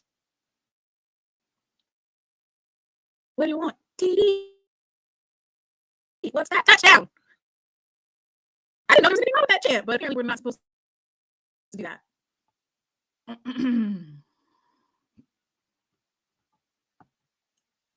Anybody have people, make sure you guys tag me to, either tonight or tomorrow for people who have talked a lot of mess. You better hope that same JSU team that showed up against Alabama State, Grambling, Bethune, and Alcorn don't show up Saturday or the stands will be empty by halftime. Ooh, they talking noise.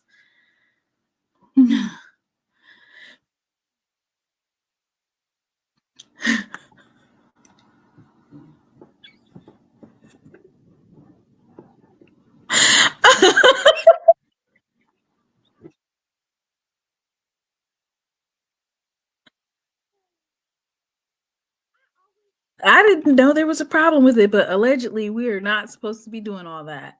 Don't be over there to talk about, so what do you want? TD, what's that? Touchdown.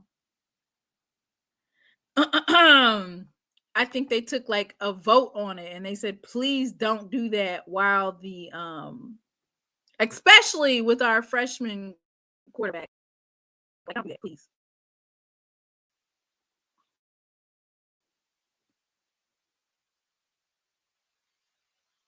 Oh, I found it. Oh God, I'm terrible. I am. I found it. Y'all want to look at it?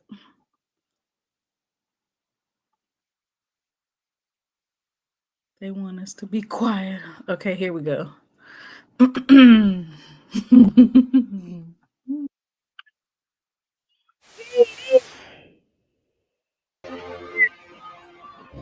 Fans, what do we want? What's that? Touchdown. Fans, what do we want? What's that? Touchdown. Fans, what do we want? What's that?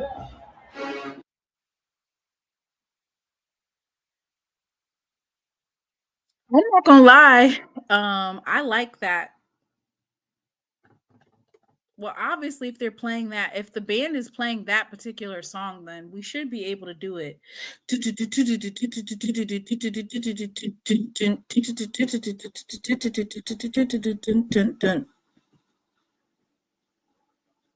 You stop when they come to the line of scrimmage to ensure you don't impede your offense from hearing. Well, how do folks in the FBS hear then? Because it'd be loud as hell.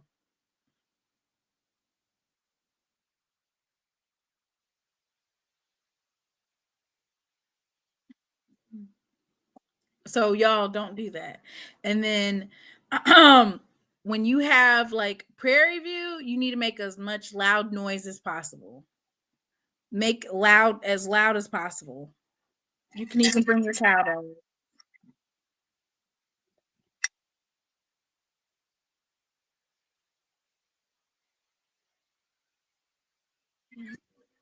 Okay, I've had enough.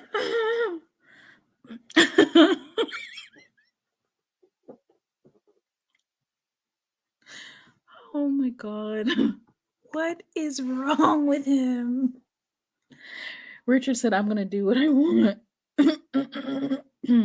Silent snap count. Oh, okay. A silent snap count.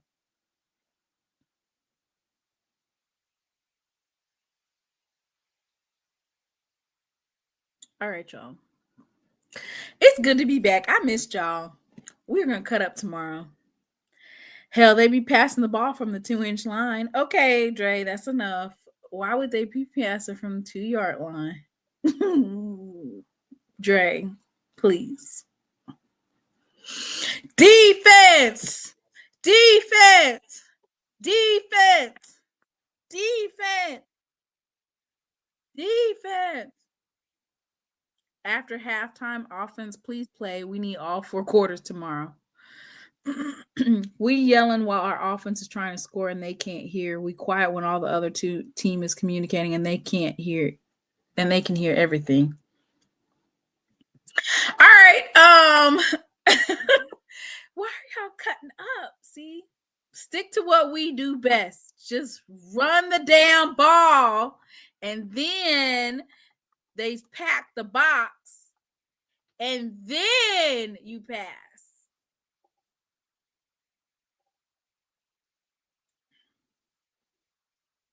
Y'all have a good night. Good night.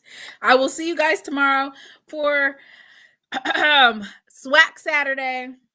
Y'all bring y'all wine, bring y'all cups. I got my glass ready. It's already sitting here. It's a I don't know what that is. It's a football glass. Y'all bring your wine, your malt liquor, your water, your Gatorade, your tea, soda if you're having it.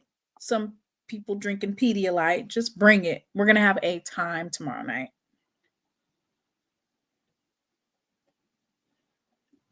Y'all just cheer. We would like to hear it. We would like to hear it. Good night, y'all. Oh, I get to play my favorite song. I love this song. Haven't heard it in a while.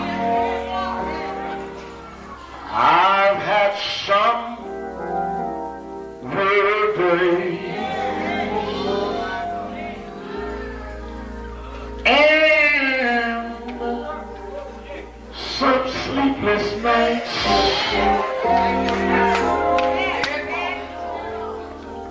But when I look around and I think things over, all of my good days outweigh my bad days. I want to know the clouds hang low.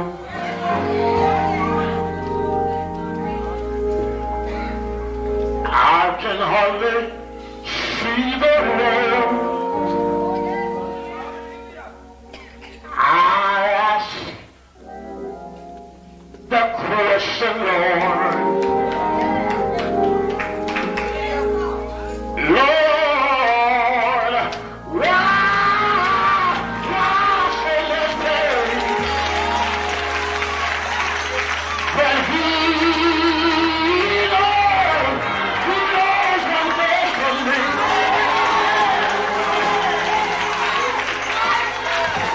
Although my weary eyes, they can't see. So I'll just say, thank you, Lord.